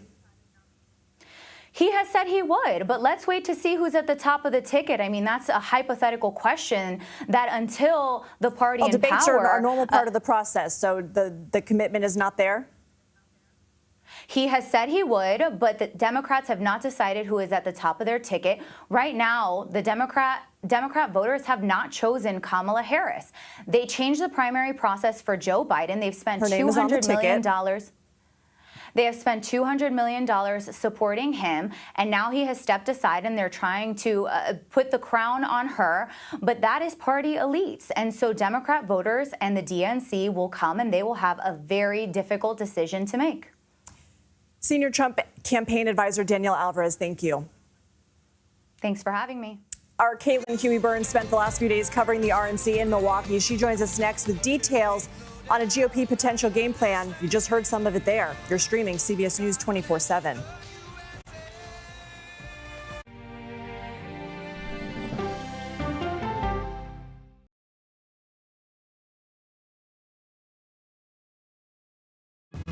Coming up, our series. Wait a minute. Tom, is that you working the camera? Keep leaning out of your close-up. I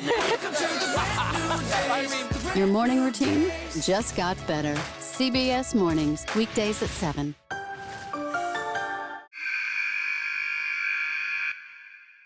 I had progressively fallen deeper into the world of online sports betting. The risk is the rush. What do you think is driving the spike in popularity? I think it's legality.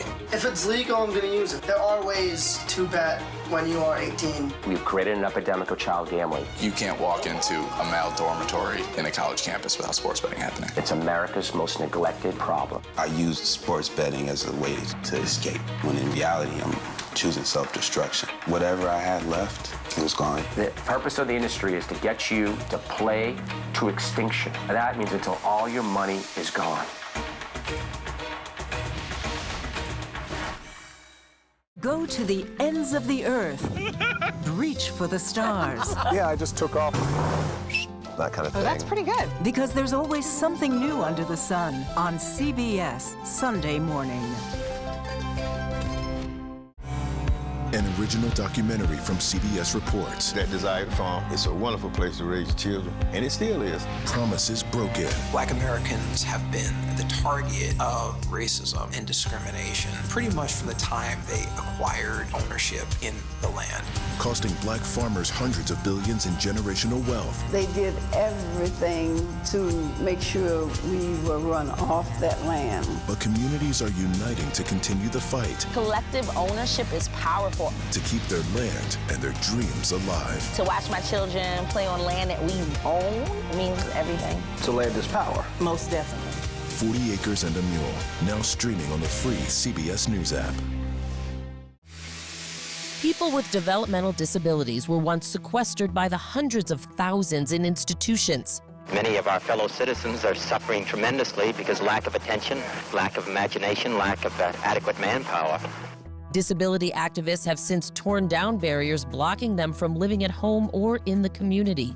We conclude that Title II of the ADA requires states to provide community-based treatment for persons with mental disabilities. But of the 16,000 people who remain in state-operated institutions, half are in 5 states, and Illinois is one of them.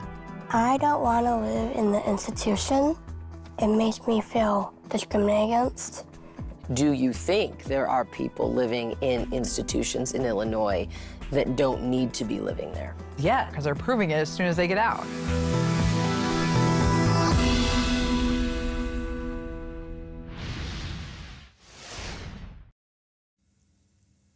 Vice President Kamala Harris appears to be the frontrunner to become the Democratic presidential nominee. And now the GOP has to adjust its campaign strategy as it faces a new opponent.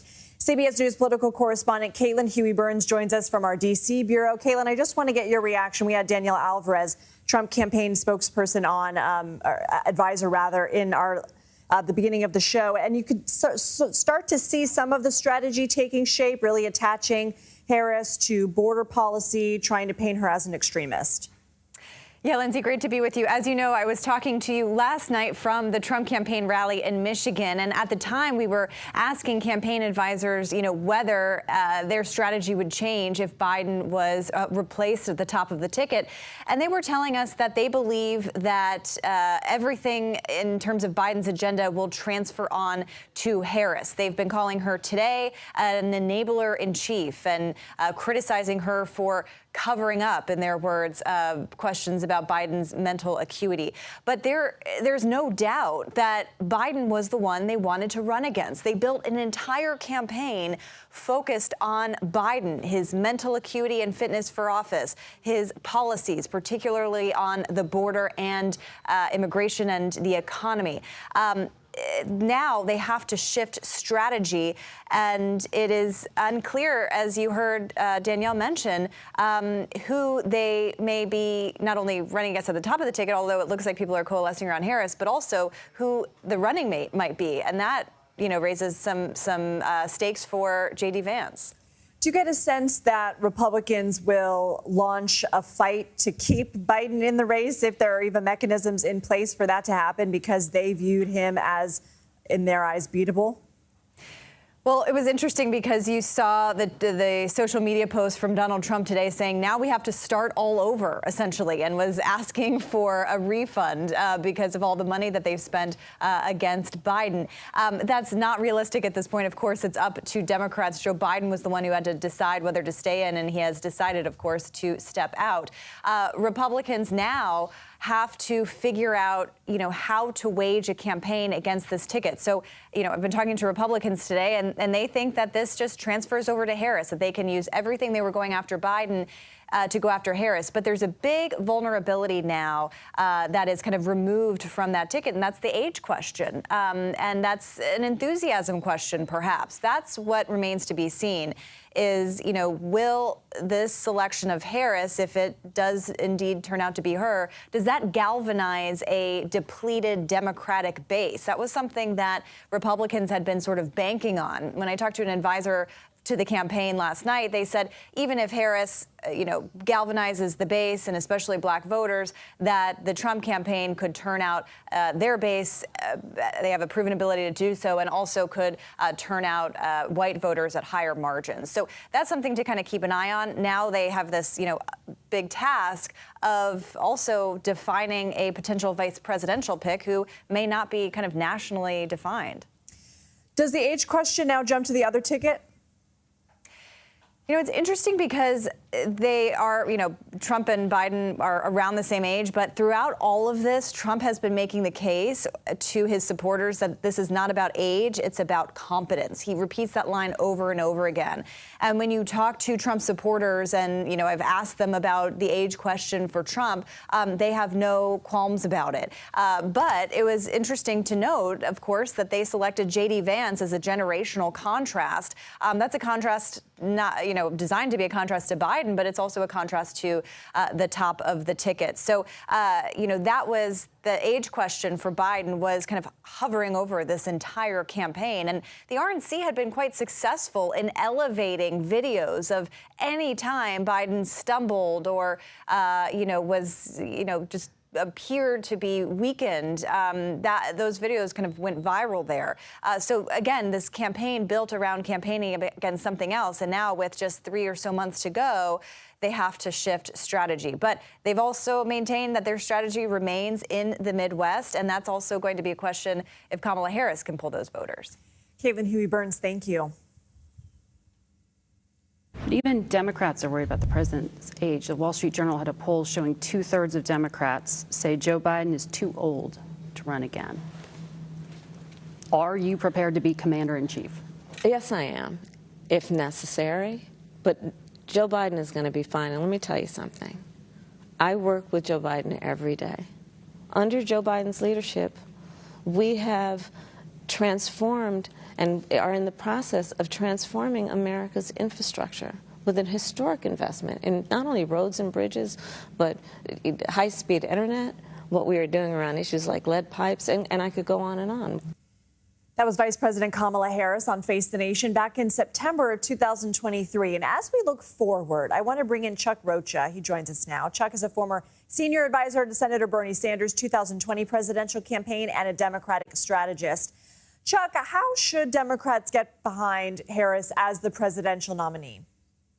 We've been looking and we've been living through all kinds of nightmarish things as a consultant. And what I mean by that as a Democratic consultant is we've been fighting each other over should he stay in, should he not stay in after the debate. And anytime we're talking about ourselves and not the opponent, we are losing. Well, today, the Democratic Party got a shot of energy. You can see it in the fundraising numbers. You can see it with the folks that are jumping to fall in line. And I think this is exactly what you need to be doing if you're going to have any chance to beat Donald Trump. So I'm excited about what I'm seeing, and I'm seeing my party come together. What about Wildcard Mansion? Oh, I think that he likes to see his name in the press, and I think that he is used to being the center of attention, but he's going to quickly learn. I've been to every single Democratic convention since 1996 when I was the youngest delegate from the state of Texas. Democratic delegates are yellow dog Democrats, and they ain't going to have no time for somebody who registered as an independent. Okay, let's talk about the DNC. We are, believe it or not, 1 month away. How do you see preparations changing behind the scenes right now? Well, first of all, they're having to reprint a lot of signs and a lot of T-shirts and a lot of buttons. That's the and first thing they're doing. The ticket officially. That's right. So they've taken all those Biden signs and stuff and said, all right, there's going to be a discount down at the corner store. But anyway, I'm being serious, but also not serious, because we need to have a nominee and a ticket so we can have a logo. As a guy that designs mail and makes TV commercials, this is something really important, because as you saw with the Republican convention, branding means something. Yep. So yeah, sure, it matters who is picked, and is it somebody from Pennsylvania or somebody from North Carolina like you've been talking about, but the branding matters, because we're going to have a lot of excitement around this convention. So that's the first thing, just the nuance. And then it's all the committees, it's changing what the delegates will be doing. These delegate breakfasts that happen every morning now will have a lot more impact than they would have in the years past. Chuck, we know that we have seen fracturing in the Republican Party over the last several years, but this past week in the RNC, we did see people fall in line. We saw Nikki Haley speak at the RNC. We saw people wear white bandages on their ears as a show of solidarity for Trump. How do you compete with the momentum that they have right now? It's just a contrast, and I tell this to all my candidates, you can't get worried about things you can't control. But the things you can control is drawing a stark contrast between Donald Trump and now Vice President Harris on what they've accomplished, and a reason to rehire Ms. Harris for the next 4 years and make sure that folks remember what it was like when Donald Trump's in office. You stay focused on what you've done. Democrats need to get tough, and they need to get proud. We need to be proud of what we've done, proud of what Joe Biden has accomplished, and then tell the American voters what we have planned for them over the next 4 years and how that contrasts with a dangerous man like Donald Trump. That's how you get past it, is contrast and being very, very proud of what you've done. Chuck Rocha, thanks for joining us. Thank you. One of the Democratic lawmakers who called for President Biden to drop out joins us next. What he is now saying that since the president has ended his bid, and his thoughts on Vice President Harris's chances. You're streaming CBS News 24/7.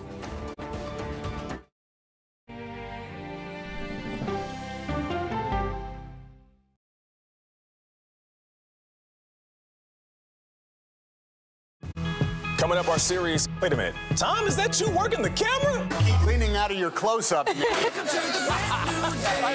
Your morning routine just got better. CBS Mornings, weekdays at 7.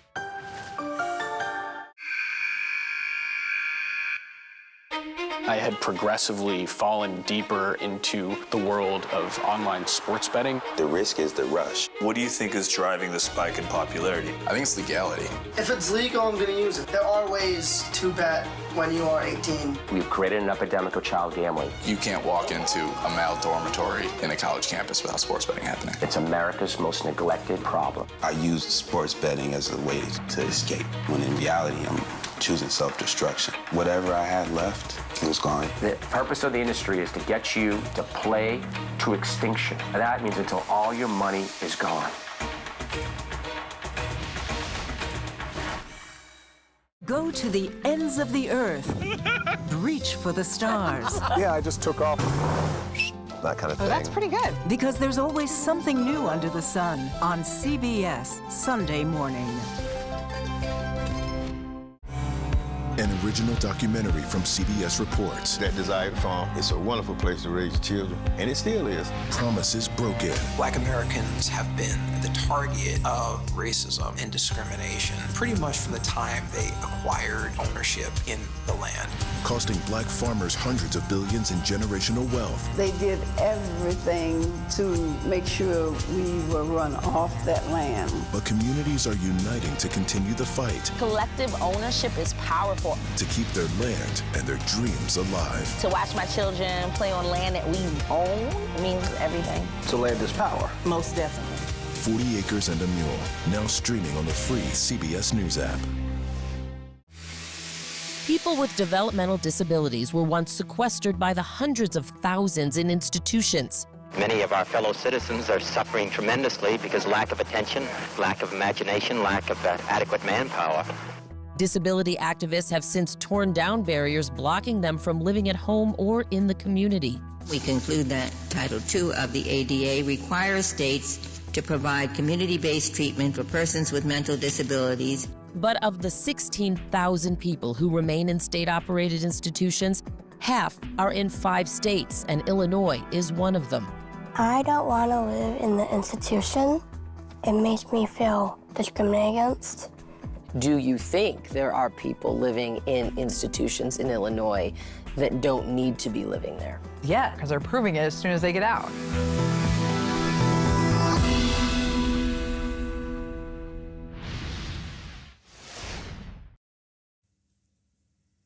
Democratic lawmakers had been increasing their calls for Biden to drop out of the race since his debate with former President Trump more than 3 weeks ago. And one of those congressmen was Seth Moulton of Massachusetts. He says he realized Biden shouldn't run when they were together in Normandy for the 80th anniversary of D-Day. And joining us now is Massachusetts Democratic Congressman Seth Moulton.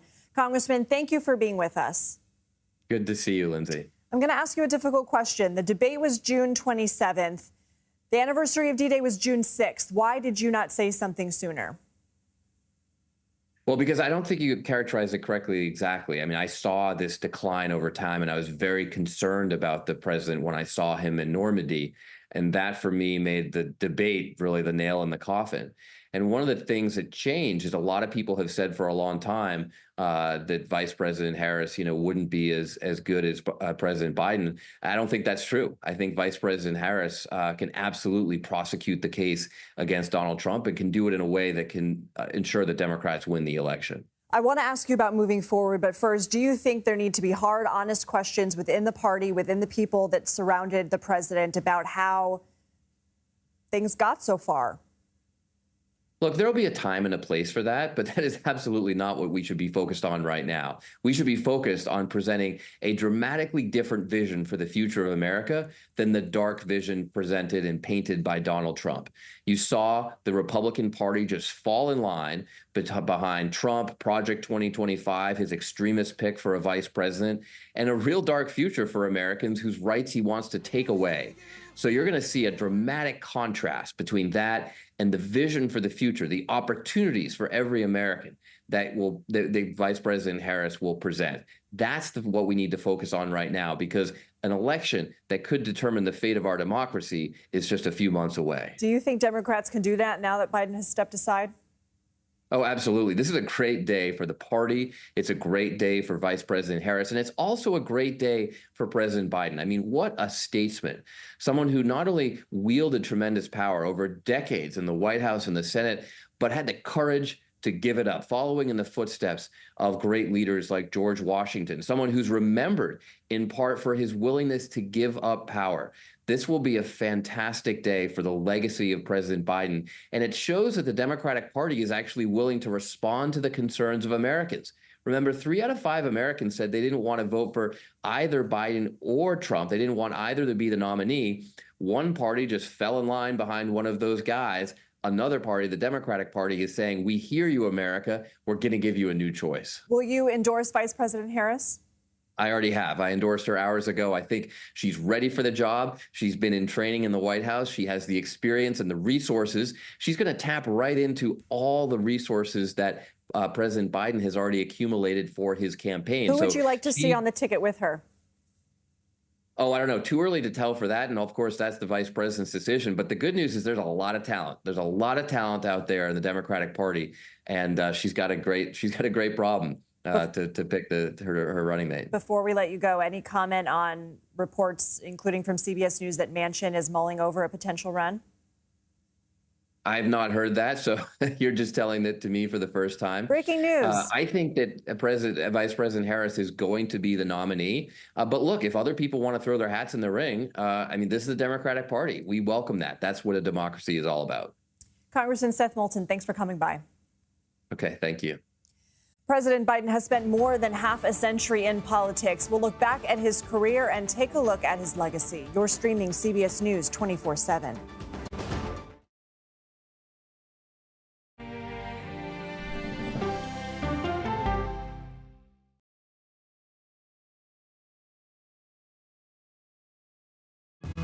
Coming up, our series. Wait a minute. Tom, is that you working the camera? Keep leaning out of your close-up. Your morning routine just got better. CBS Mornings, weekdays at 7.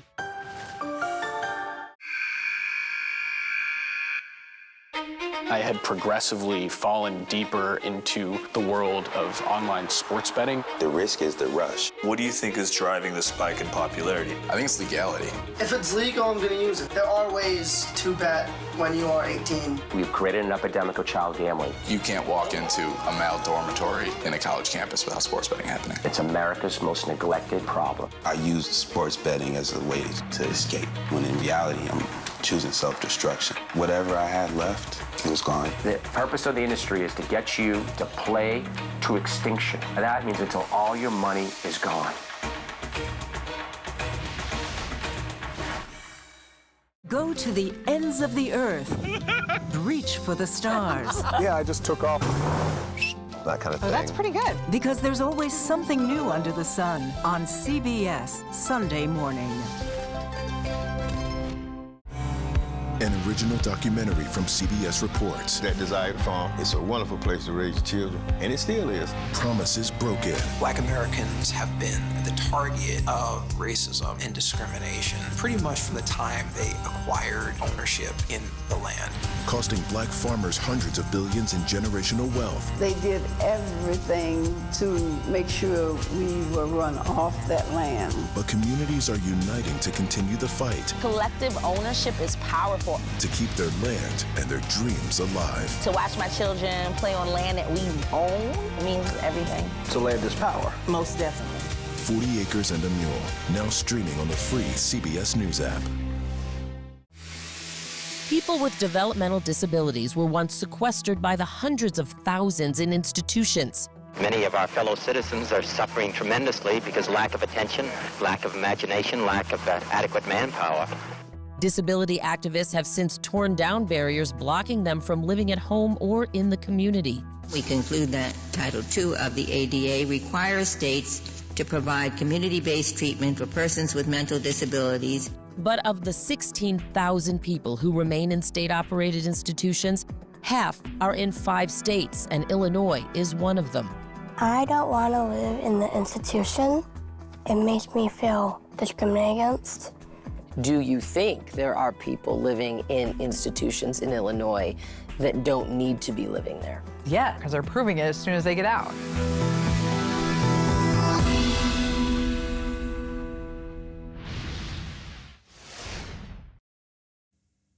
As we wait to see how things shape out with the 2024 presidential election, now that President Biden is stepping aside, CBS News Chief Washington correspondent Major Garrett looks back at his political legacy from his days as a 29-year-old U.S. Senator until now. I, Joseph Robinette Biden Jr., do solemnly swear. Joe Biden's presidency began on the steps of the U.S. Capitol, where only days before, America bore witness to insurrection. We'll press forward with speed and urgency, for we have much to do. Joseph Robinette Biden Jr. was born in 1942. Biden played football at the University of Delaware and attended law school at Syracuse University.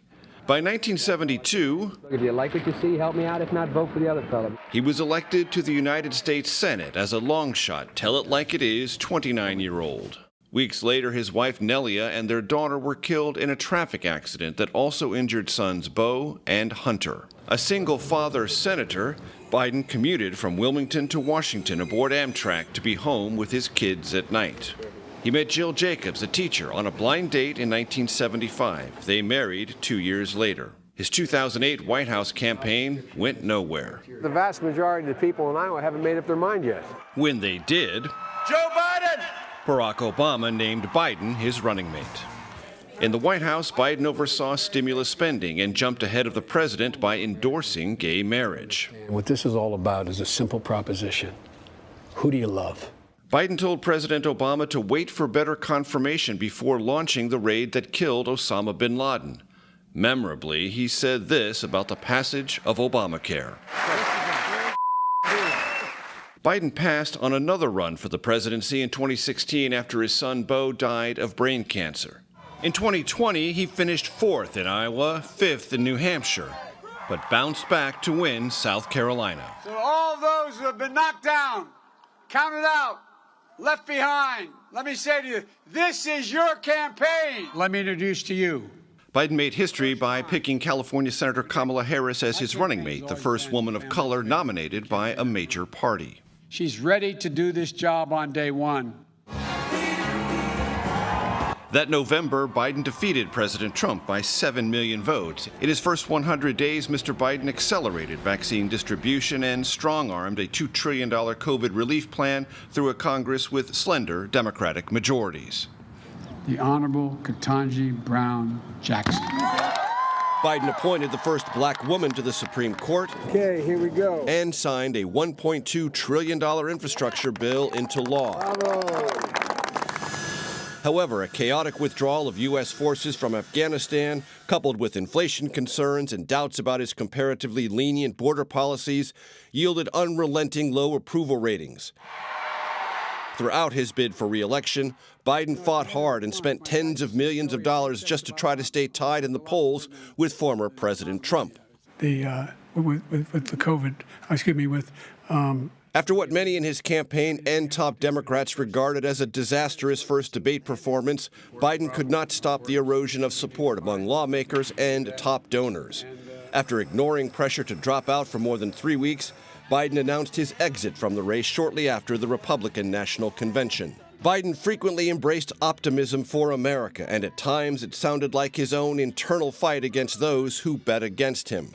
We are the United States of America, and there's nothing beyond our capacity when we do it together. And let's stay together. God bless you all, and may God protect our troops. Biden, in the end, was persuaded to preserve his legacy rather than risk defeat for himself and Democrats nationwide.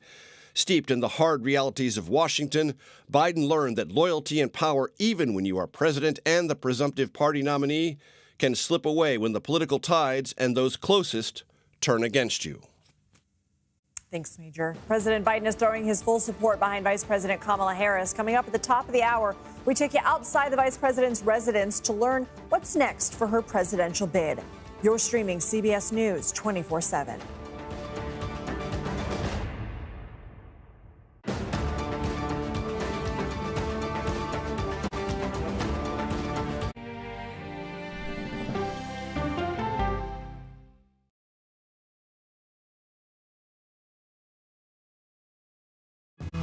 Coming up, our series. Wait a minute. Tom, is that you working the camera? Keep leaning out of your close-up. Your morning routine just got better. CBS Mornings, weekdays at 7.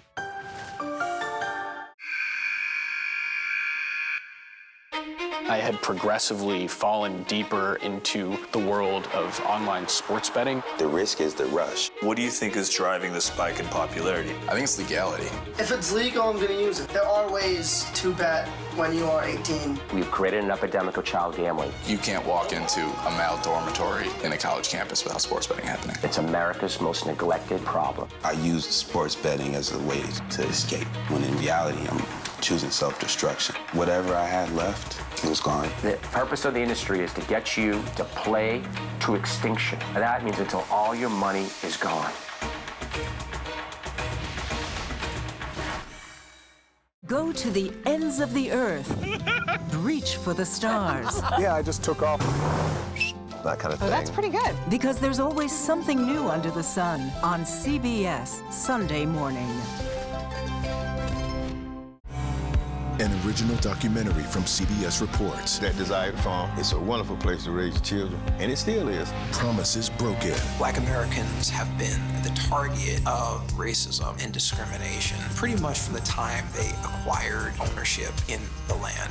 Costing black farmers hundreds of billions in generational wealth. They did everything to make sure we were run off that land. But communities are uniting to continue the fight. Collective ownership is powerful. To keep their land and their dreams alive. To watch my children play on land that we own means everything. So land is power. Most definitely. 40 Acres and a Mule, now streaming on the free CBS News app. People with developmental disabilities were once sequestered by the hundreds of thousands in institutions. Many of our fellow citizens are suffering tremendously because lack of attention, lack of imagination, lack of adequate manpower.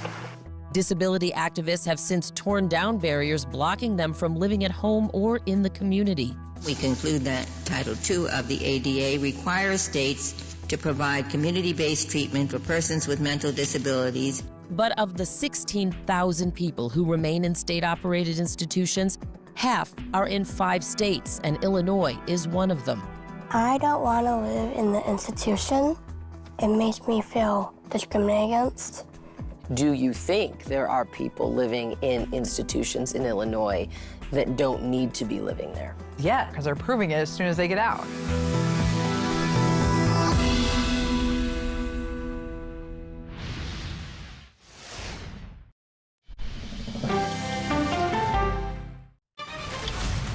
Okay, let's go. You guys good? Hey. All right, we good? Keep going. The clock, it's ticking. Off we go. 60 minutes. 60 minutes. 60 minutes. It's time for 60 Minutes, Sundays on CBS. Hey there, welcome to The Uplift. I thought she was a groom, and I stepped back and I went, oh, you're the queen. She's going to be with me every instant that I'm alive. I just wanted to see if you'd go to Disneyland with me today. I look over at him and he's smiling. I'm going to remember that the rest of my life. They told us when he was going to be born, he was only going to live for 30 minutes. It's really a miracle that he's with us today. The Uplift. Stream now on the free CBS News app.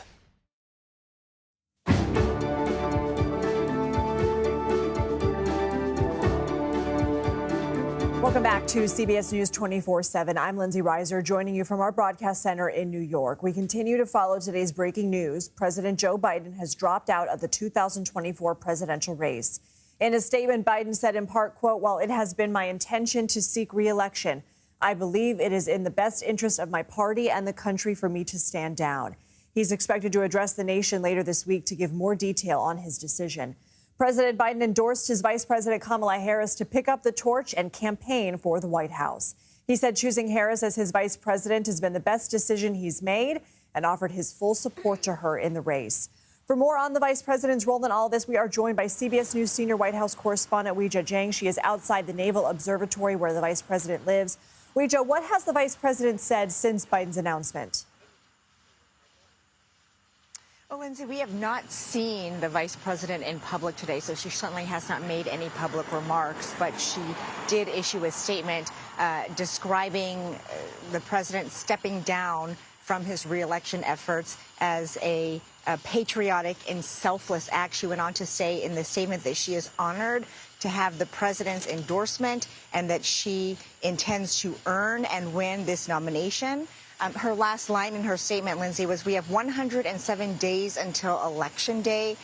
Together we will fight and together we will win." So clearly the vice president has shifted gears already. She is embracing this support of her becoming the Democratic nominee for president. Of course, it's not official yet, but, she is already talking as though she is ready to take on this role.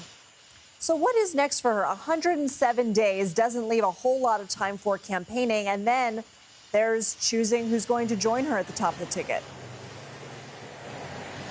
Right. So we know that even before the president stepped out of the race, she had on her schedule to campaign in Wisconsin, Indiana, as well as Massachusetts. And I am told that as of right now, there are absolutely no changes to her schedule. But of course, this is a very fast moving story that could have new developments minute by minute.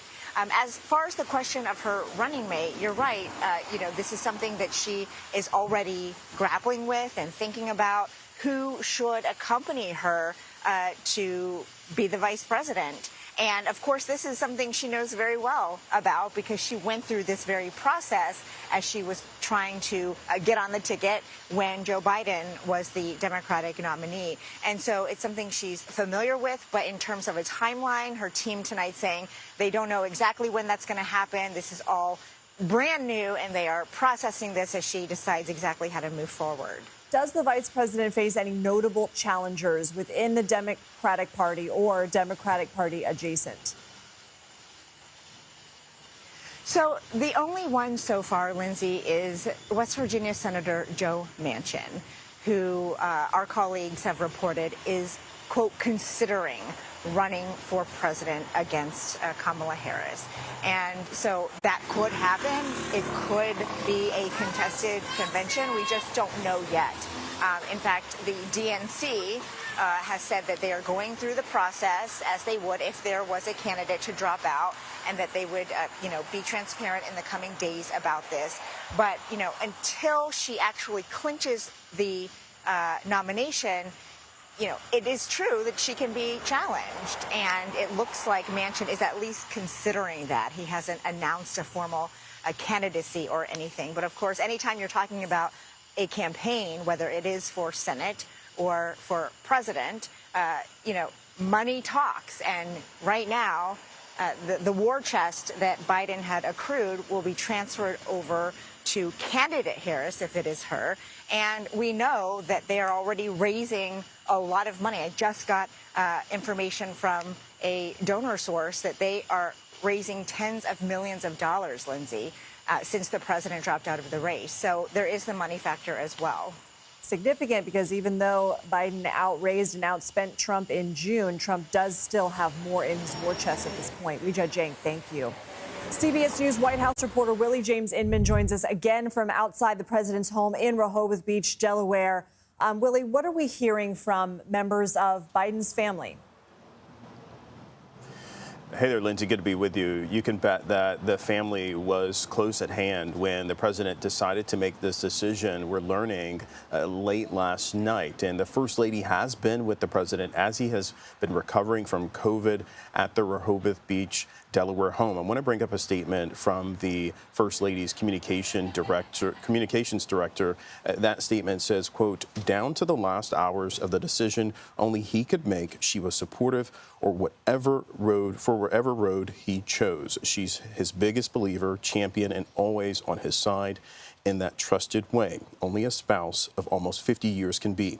And that's from Elizabeth Alexander, the communications director for the First Lady. We've been seeing statements from the president's granddaughter, from the president's family, also Hunter Biden giving a statement in light of his father stepping down from the political spotlight. He gave an emotional statement. I want to bring up part of that because he sent us quite a lengthy statement, but I want to read part of that for our viewers here. He says, "For my entire life, I've looked to my dad in awe.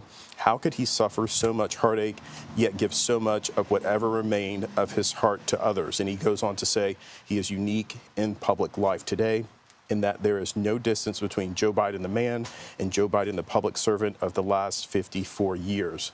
And the latter part of that statement essentially said that he loved his dad and that he's very proud of him. So, Lindsay, the Biden family coming out in full support for the president in this difficult time that it certainly must have been for their family when the president made this decision, but coming to support him in this ultimate decision to bow out of the 2024 race, Lindsay. Willie Inman, thank you. In a phone conversation with CBS News, former President Donald Trump says Biden's decision to drop out of the race is, quote, good for the country. Trump also said the Vice President Kamala Harris could be, quote, far less competent than Biden, and added the polls favored him against her. A recent CBS News poll found 51% of likely voters prefer the former president over Harris. For more on this, let's bring in CBS News national correspondent Manuel Bojorquez in Palm Beach, Florida. So, Manuel, we already heard from the Trump campaign in this hour. We're starting to see some of the strategy come together. What are we hearing from them? I think at this point, their strategy is to continue to try to portray the Democrats as a party that is in disarray. The former president did take to social media rather quickly after President Joe Biden's announcement and deemed him to be the worst president in American history and said he was not fit to continue to serve as president. But you mentioned that phone conversation that the former president had with CBS News' Bob Costa. He touched a few more points, so let's talk about those. First, he did emphasize that this announcement, the news of the day, came as a shock to the country. You mentioned his comments on the Vice President Kamala Harris, saying, "I think she's no better than him. She could be far less competent." He also cast doubts on whether he would participate in the second upcoming presidential debate. And at the end, he says that he still believes that the election and the race will come down to the policies that are being presented by both parties. One note about the security situation here at Mar-a-Lago now that the president president, a former president, I should say, is here as the Secret Service has decided to shut down an additional roadway outside of the estate. That's a safety precaution that comes, of course, after the attempted assassination of the former president this weekend, and it's a change they say will be in place until at least through the election. How is the campaign changing strategy now that Harris is possibly going to top the ticket? You know, one thing I thought was of note when Bob Costa was talking about the conversation he had with the former president is that there was a sense of making it not just I'm running against Joe Biden. He says I'm running against the Biden administration. So I think you're going to see an orchestrated attempt here to tie the vice president as much as possible to President Joe Biden. That seems to have been at least the immediate reaction. We'll see how it plays out in the coming days and weeks. Yeah, that's what we heard in our show as well. And speaking of that, I did ask Trump campaign advisor Danielle Alvarez if they would commit to a debate, whoever was the Democratic nominee. And she wouldn't. She said it would depend on who would be at the top of the ticket. Are we learning anything about a possible debate? Not at this point. I think the former president has said what he was going to say about the debate question, which was not necessarily a no to it, but just casting doubts. He not only referenced not knowing what the Democrats would be doing as far as selecting a nominee, but believing that the network in charge of that debate, ABC, would be biased and saying it should be on Fox News instead. So no clear answer there. We're just going to have to wait and see. Noel Bojorquez, thank you. Thank you. Well, many leaders from across the globe have been sending President Biden messages of support and gratitude following his decision to drop out of the presidential race. CBS News foreign correspondent Ian Lee has the latest for us from London. Ian? Hi, Lindsay. President Joe Biden worked closely with many world leaders. While his announcement didn't come as a complete shock, leaders will be watching closely to see who becomes the Democrats' new nominee. A dramatic turn of events tonight in the race for the U.S. presidency. Forced out from fighting the next election. President Joe Biden's seismic announcement drew quick international reaction. Britain's Prime Minister Keir Starmer said he looks forward to continuing to work with him while praising what he describes as Biden's remarkable career. Israel's president posted praise for Biden and his support for the country over the decades. Russia took a more muted response, saying it's following developments, while the Czech prime minister hopes that a good president emerges from two strong and equal candidates. World leaders will want to tread a fine line when praising Biden's term in office so as not to alienate Republican presidential nominee Donald Trump. President Biden made his most recent appearance on the world stage less than 2 weeks ago at a NATO summit in Washington. But the chaotic pullout from Afghanistan by American forces will likely cast a shadow over Biden's foreign legacy, although the president will probably be remembered most for his staunch support for Ukraine. The country's president, Volodymyr Zelensky, posted his gratefulness to Biden and his leadership in Ukraine's fight for freedom, while also praising bipartisan support in the United States. We're hearing from other world leaders like Prime Minister Justin Trudeau of Canada, who called Biden a great man and true friend. German Chancellor Olaf Scholz thanked Biden for strengthening transatlantic cooperation as well as NATO. Lindsay? Ian, we know this comes at a time of turmoil in terms of global geopolitics. I mean, we have the Russia-Ukraine war, the Israel-Hamas war, everything else going on in the Middle East. We have China, Taiwan, the Philippines, North and South Korea. What does this mean for conflicts abroad? Well, it could mean uncertainty. The one thing that world leaders want to see right now is strength, the United States support, the United States continuity of that support when it comes to these conflicts, especially in Ukraine. Europe has looked to the United States for leadership when it comes to that conflict. We know that Ukraine definitely has looked to the United States for help when it comes to fighting Russia. And we do know that former President Trump, as well as his vice president nominee, are not too keen on keeping that support for Ukraine. So that does have a lot of people, a lot of leaders worried in these capitals. Also, when it comes to Taiwan, there's a lot of uncertainty if a second-term President Trump would support Taiwan if China decides to launch a military invasion of the island to try to retake it. President Biden has said multiple times that the United States would defend Taiwan. So a lot of world leaders are looking to see, will there be that continuity with this new nominee? A Harris nominee would likely continue what we've seen from Biden. But right now, there's a lot of uncertainty, not just with the Democratic nominee, but what this election will bring about. We know just in Michigan, J.D. Vance said to a crowd, sometimes when it comes to some of these world conflicts, we just have to stay out of it. Ian Lee, thank you. I think it's very surprising news. Definitely not something I personally saw coming. I think it puts the entire election in a kind of a weird position, especially the Democratic Party having to find another candidate so close to election time. I think it's a good decision. I think he didn't have a chance against Trump. Too many people were concerned about his age, which I was too. Very surprising. I think some decisions need to be made, and hopefully it can come to a resolution soon. It's getting close to the wire, you know? You just heard from voters across the country reacting to Biden's announcement that he is no longer running for re-election. And about the age question, a recent CBS News poll found a majority of registered voters believe President Biden does not have the mental and cognitive health to serve as president. That number is about 50-50 when it comes to former President Trump. CBS News political director Finn Gomez joins me now. Finn, what are you hearing from House Democrats? Yeah, Lindsay, well, earlier today I spoke to a senior House Democrat who had just spoken to Vice President Harris.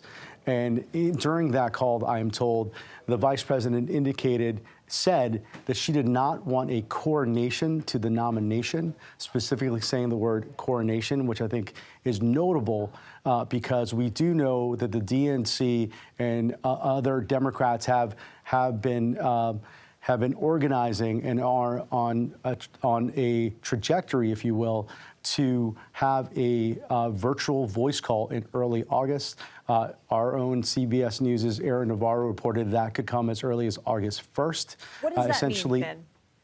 Well, essentially saying that, well, the coronation part is essentially that she wants to be seen as securing the nomination on her own merit, securing the nomination by getting the support of the delegates and those pledged delegates that President Biden has, and by essentially saying that she can consolidate her support. And we've already seen momentum surrounding the vice president. We've seen the momentum when you see the Congressional Black Caucus and other really top Emily's List and other top organizations, Democratic stakeholders who are part of that crucial foundation for any Democratic presidential run. You're already seeing that foment in support for her. So essentially by saying she does not want a coronation, she is saying that she can get this on her own. And essentially that looks better, frankly.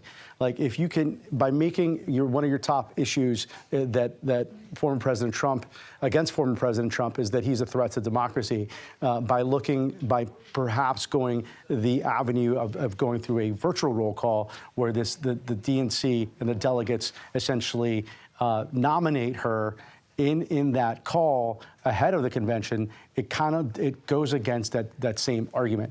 So that's a very notable part of this conversation. It's something we should look to see what happens in the next couple of days with Vice President Harris and her allies. We've heard quite a bit of the GOP strategy that they're going to be embarking on, tying Kamala Harris to Joe Biden's policies, trying to connect her with what they perceive as a failure at the border. What does she bring to the campaign? What are they afraid of? That's a great question. I do know that in speaking to senior campaign senior Trump campaign officials prior to this segment, they did say that they feel very strongly and confidently that they can take on Vice President Harris. They believe that she is the ambassador for issues that they feel that they can strongly contrast, especially when it comes to the immigration and the border. However, to your point, as the presumptive nominee, and if she becomes the nominee, she immediately flips the age question, right? The age question that Joe Biden was getting from his critics, that now goes to former President Trump because of the age difference between him and Vice President Harris. So that was a key issue against Joe Biden. Also, she can get the support from black voters in crucial battleground states, and his Latino voters in crucial battleground states. Those are all core constituents that are part of the Biden coalition that she needs to win in November. And perhaps reigniting some of the passion toward the reproductive rights argument. Finn Gomez, thank you. Well, Biden is the first sitting U.S. president to drop out of a race for re-election in more than 50 years. Presidential historian Doug Brinkley joins us next with a look at what this moment means for U.S. history and Biden's legacy. Stay with us. You're streaming CBS News 24/7.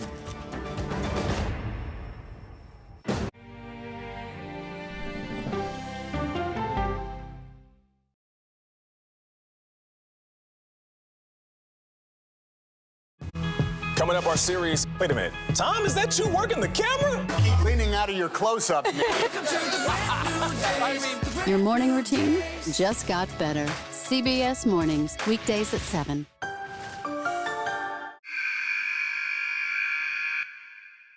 I had progressively fallen deeper into the world of online sports betting. The risk is the rush. What do you think is driving the spike in popularity? I think it's legality.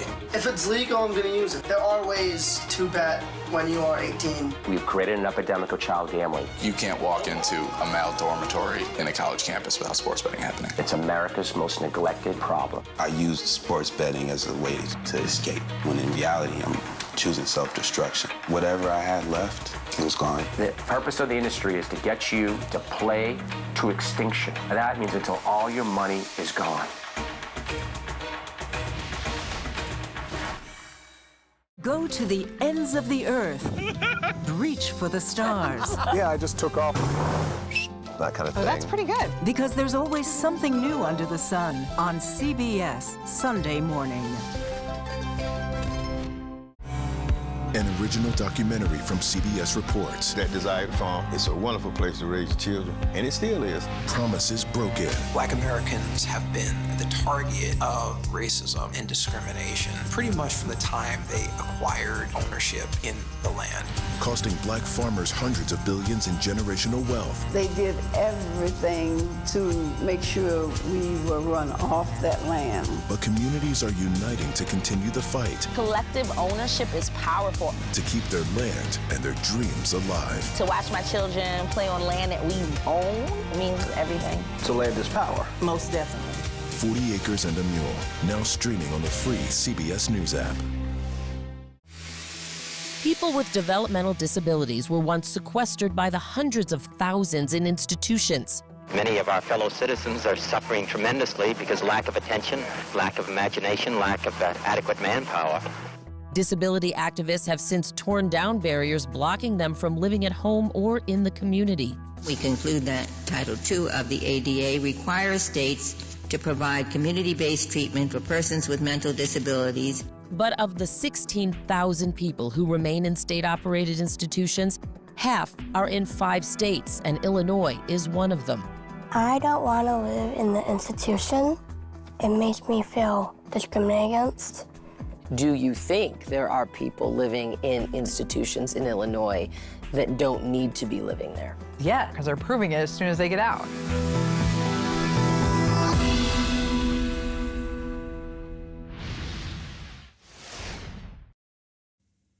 President Biden's decision to end his bid for re-election will go down in history. So will his official endorsement of Vice President Kamala Harris as the person to take on Trump. Biden encouraged his party to unite behind her and show their support at the upcoming Democratic convention in Chicago. This historic passing of the torch comes more than half a century since the last time a vice president stepped in for a sitting president in a bid for re-election. Let's bring in presidential historian and professor of history at Rice University, Douglas Brinkley. Doug, good to see you. How do you think history will reflect on this moment? Well, it was always a bit of a gamble for Joe Biden to run for re-election. When he, in 2020, inferred he was going to be there for one, but then he felt he needed to get in the game, and it's been a hard 2024 for President Biden. He had passed up doing a Super Bowl interview, which is this huge audience, but then suddenly he did a great State of the Union address. People thought, donors thought, well, geez, maybe he's got gas in his tank. And then that debate that Biden did, the debacle with Donald Trump, will live forever in history. It was a strange, weird moment because it wasn't a gaffe or two gaffes or five mistakes. It was nonstop wreck. And 25 days now, it's been very daunting in America. We're going to be talking about this for a long time. The fact that President Trump was shot in Butler, Pennsylvania, and then the spectacle of the Republican convention with Trump and Vance. And now there's an uncertainty. Where's the Democratic Party going? I would say the moment that is, does Kamala Harris have it to move and get momentum quickly? And will Joe Biden put wind in her sail immediately before everybody starts doubting her? She's been VP, which forces her to be, in a way, subservient to the president. So she hasn't been able to break out of the cast of Joe Biden, and now she must immediately. But we'll know within about 10 days whether she really is on her way to being the nominee, which I think she will be. President Biden has been in public service for more than 5 decades. He was first nominated to the Senate in 1972. And actually, our Nancy Cordes asked at the NATO summit whether this decision was weighing on him in terms of his legacy. He said he wasn't worried about his legacy. He was worried about the future of the country. But that said, do you think we will remember today when we talk about his legacy? Well, there's been a long time. I mean, you see President Biden they're shutting down anybody who's critical of them, and they want to say, aren't we great that we're a transformational presidency? Nobody did more in domestic politics since Lyndon Johnson. I'm the new FDR. They've been selling legacy all along. But in the end, nobody's going to say, wow, didn't the Biden team run a great campaign in 2024? It's been failure after failure. So in the history of campaign politics, this is how not to manage a campaign. But what's good is that Kamala Harris was chosen by Biden, the direct linkage in history. And President Biden can address the nation, but he needs to be a happy warrior and upbeat and say, this is part of my legacy, Vice President Harris. She's been an amazing fighter for social justice. She took on Barr and Kavanaugh on women's reproductive rights. He can't be mopey Joe Biden, and he cannot be legacy-driven Joe Biden. It has to be about Kamala Harris now. If you're going to pass on the baton, pass it on. President Biden is the first president to step aside since Lyndon B. Johnson. That was in March of 1968. So we really are in uncharted territory this late in the game. But how did Johnson's decision affect the Democratic Party and the election then? Well, I love the way you framed it. It's important, the exact framing. When he made his announcement at the end of March 68, he spoke for 30 minutes to the country, and his reason was Vietnam quagmire. I'm going to have to deal full time with it, and I don't feel right campaigning. That has been an option for Joe Biden about Ukraine and Gaza, Israel, NATO. He could have gone that route. And Johnson got raves by the press. If you go back and read early April media, Johnson did the right thing. And then lo and behold, things fell apart. Martin Luther King Jr. killed. Bobby Kennedy won the California primary, and he's murdered, and then booted to Chicago convention. And the Vice President of the United States, Hubert Humphrey, was stuck with the policies of Lyndon Johnson, including a hawkish position on the Vietnam War. And Eugene McCarthy, senator from Minnesota, was dove on Vietnam, and the streets got on fire in Chicago. And so the lesson here is, I think if Biden's going to get behind Kamala Harris, which he says he is, he really better do it full bore. Doug Brinkley, thank you. Members of Congress are reacting to President Biden's decision to drop out, and we're also checking in on what some lawmakers are saying about Vice President Harris's chances in November. You're streaming CBS News 24/7.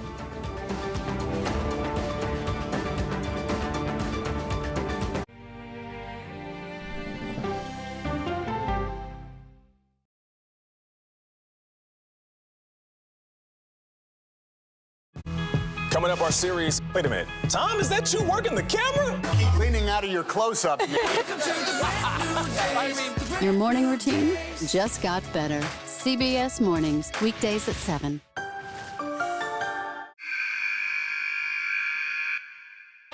I had progressively fallen deeper into the world of online sports betting. The risk is the rush. What do you think is driving the spike in popularity? I think it's legality. If it's legal, I'm going to use it. There are ways to bet when you are 18. We've created an epidemic of child gambling. You can't walk into a male dormitory in a college campus without sports betting happening. It's America's most neglected problem. I used sports betting as a way to escape, when in reality, I'm choosing self-destruction. Whatever I had left, it was gone. The purpose of the industry is to get you to play to extinction. And that means until all your money is gone.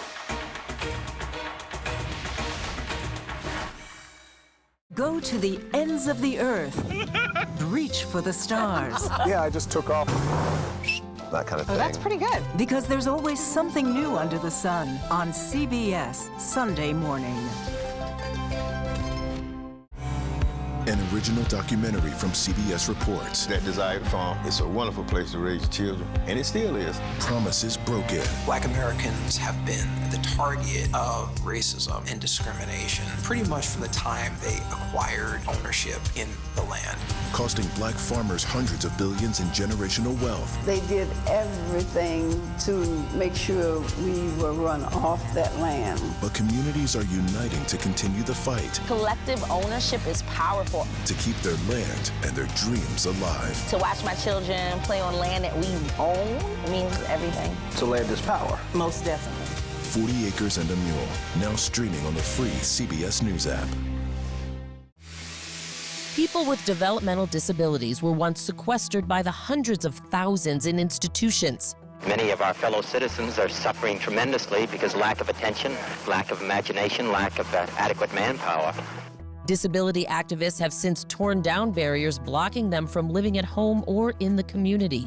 We conclude that Title II of the ADA requires states to provide community-based treatment for persons with mental disabilities. But of the 16,000 people who remain in state-operated institutions, half are in 5 states, and Illinois is one of them. I don't want to live in the institution. It makes me feel discriminated against. Do you think there are people living in institutions in Illinois that don't need to be living there? Yeah, because they're proving it as soon as they get out.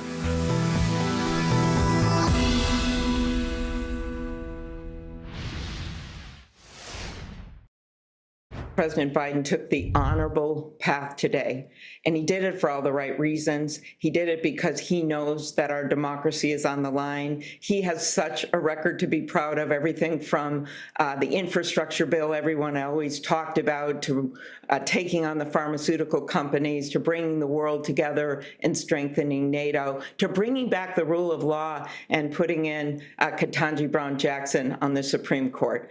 And my heart goes out to him and his family and everything they've done for their country. But he took the honorable path today. That was Senator Amy Klobuchar speaking about President Biden dropping out. Several Democratic representatives and senators have already endorsed the vice president to replace Biden, but she still hasn't secured support from some key congressional leaders. CBS News congressional correspondent Scott McFarland joins us now. Scott, good to see you. Who haven't we heard from? Well, the leadership of Democratic Party caucuses in the House and Senate haven't explicitly, full-throatedly endorsed Vice President Harris, but an awful lot of their members sure have. And we're talking about some of the lions of the U.S. Senate and the U.S. House. Mark Warner, chair of the Senate Intelligence Committee. Patty Murray, the chair of the Senate Appropriations Committee and third in the line of presidential succession.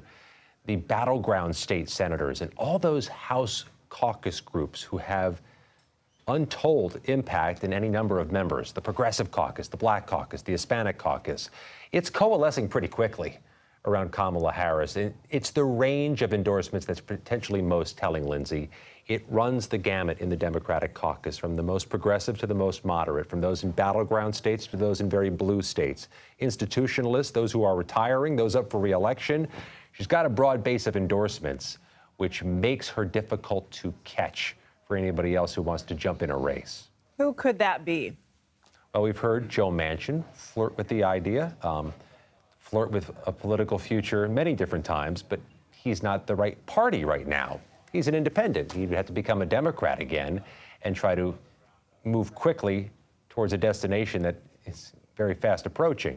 But there's the other matter, the other names that have been circulating in the parlor games, the other possible names who'd be possible candidates have lined up behind Kamala Harris, too. Gavin Newsom, the governor of California, Josh Shapiro, governor of Pennsylvania, Wes Moore, governor of Maryland, appears destined to endorse Kamala Harris in an event this week. Takes out a lot of competition when they're the ones championing your candidacy. Well, I mean, could it also be that they are applying for a job? I mean, who is at the top of the VP contenders? And we need to remind people, it was only, 6 days ago since we learned that J.D. Vance was going to be Trump's running mate. How does that change the calculation? Well, it's still got to happen quickly. I mean, it has to mobilize by early August, and that's a Herculean task to do in such short order. The names you see there on the screen are the names that have been circulated in Washington for quite some time. You see some blue wall state names there, too. States that a Vice President Harris would have to win in a presidential race: Michigan, Pennsylvania.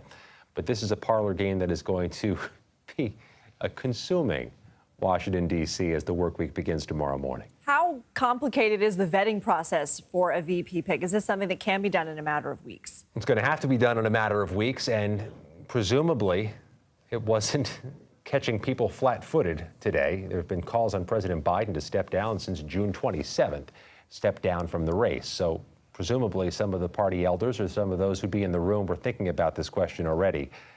These are also known quantities. You're talking about statewide office holders who might be on a short list, who've been pretty well vetted by the voters and the opposition in their own home states. Who best serves as a running mate is the question to answer. Scott McFarland, thank you. CBS News campaign reporter Nydia Cavazos joins us now from our D.C. bureau. So, Nydia, you have been on the campaign trail with the vice president. You spoke with her one-on-one earlier this month. That made a lot of news. And you've been to more Harris events than anyone I can think of. How is she received on the campaign trail? Well, Vice President Harris, it's interesting because when we attend her campaign events, we always get a mixed reaction from voters. Initially, when I talked to them, prior to them listening to Harris, what we would often hear is, many voters saying, we haven't heard much of her from the past few years, but we're here, we're ready to support, and we want to listen to what she has to say. But when I check in with these voters right after, they say, I'm convinced and I'm fully supporting Vice President Harris. And, with all these calls that we had been hearing on President Biden, calls for him to drop out, I would ask voters, how do you feel about this? And I'm going to ask the hypothetical question. Would you support Vice President Harris potentially as a party's nominee if this came to be the situation? And what we would often hear from voters was we would 100% support her. And, some of the voters would express that they had some concerns for President Biden, given his age and everything that was going on in the news cycle. And so some of them would even add, we're okay with voting for President Biden, given that, one, we'll vote for anyone that's not former President Donald Trump. And we also have a reassurance that we know that Vice President Harris is standing behind President Trump behind President Biden in case anything happens. So we would get a lot of support from Harris on the trail.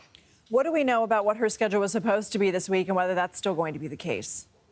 We're still waiting on further guidance from the Office of the Vice President. But initially, as of this morning, we were getting ready to head out to Milwaukee, Wisconsin on Tuesday. Then from there, we were going to go to Indianapolis, where Harris was going to be campaigning. And then she was going to end the week this weekend with a fundraiser in Massachusetts.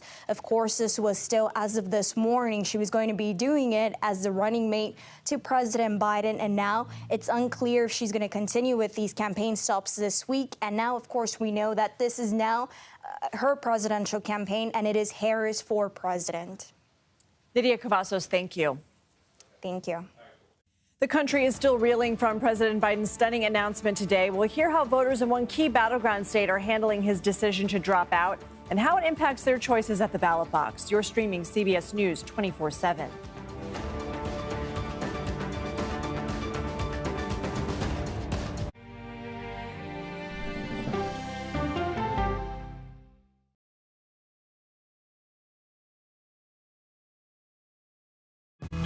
Coming up, our series. Wait a minute. Tom, is that you working the camera? Keep cleaning out of your close-up. Your morning routine just got better. CBS Mornings, weekdays at 7.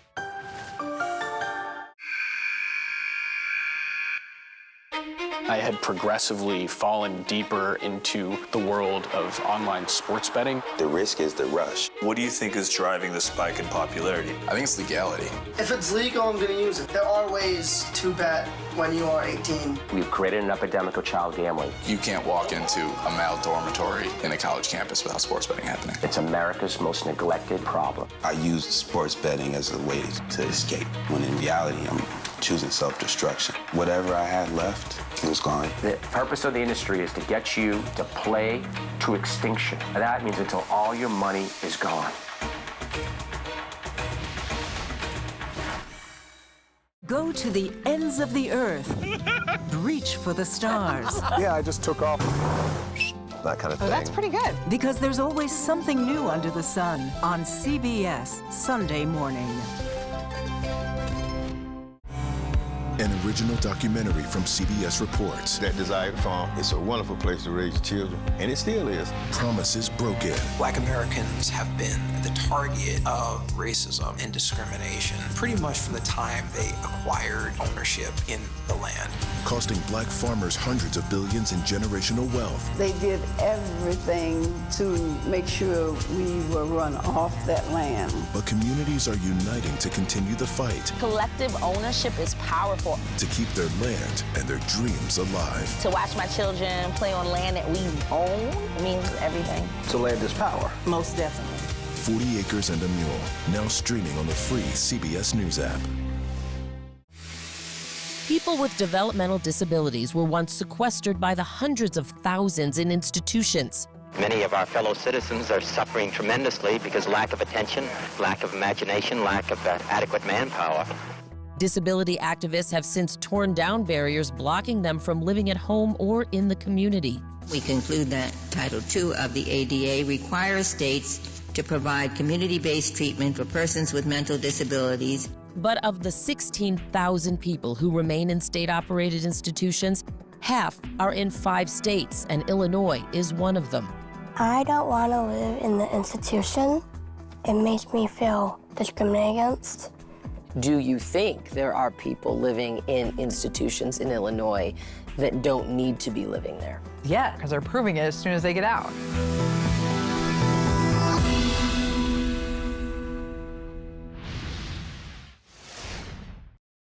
I just didn't feel like he was mentally capable to run this race. And also, I mean, yes, I am Republican, but I also felt like it was also to a disadvantage for him and his party to also stay running. So it was kind of a win for both sides. I feel like the Democrats will probably not feel like that, but I do feel like that was probably the best decision. I never thought that he was fit to begin with, just because of his interviews and people talking to him. He's always lethargic, or he can't answer questions straight and direct. He always has to have somebody in his ear, always has to have somebody direct him. I just don't think he's fit for presidency. Honestly, it was kind of a little bit of a relief. Not to be like, not to say that I'm against like the Democratic Party and stuff like that. I just don't think he was an ideal candidate for my generation and stuff. People across the country are reacting to the news that President Biden is stepping down from the 2024 race, and that includes voters in some key battleground states. Many of them weighing Kamala Harris's chances of beating Donald Trump if she becomes the Democratic nominee. CBS News producer Elizabeth Campbell joins us now from Phoenix, Arizona. So, Elizabeth, you were talking to voters there in the battleground state. What are you hearing? From Democrats, we are hearing an overwhelming sense of relief, but they say that they're hesitant about Vice President Kamala Harris stepping up in that role of running as president. They think she has an uphill battle ahead of her. Take a listen to a little bit more of what those voters told me today. I do not. Again, she hasn't shown us, her supporters, enough. I mean, we saw the most of her when she got voted in. So since she's been in this position, we saw her do a few fundraisers, and that's it. I don't feel like she would also be like my vote and stuff like that. I don't feel like she would also hear me out either. I feel like I need somebody who hasn't been heard yet as my candidate. Now, Vice President Harris, or any Democrat who claims the top of the ticket, is going to have a condensed period to try to sway over those undecided voters.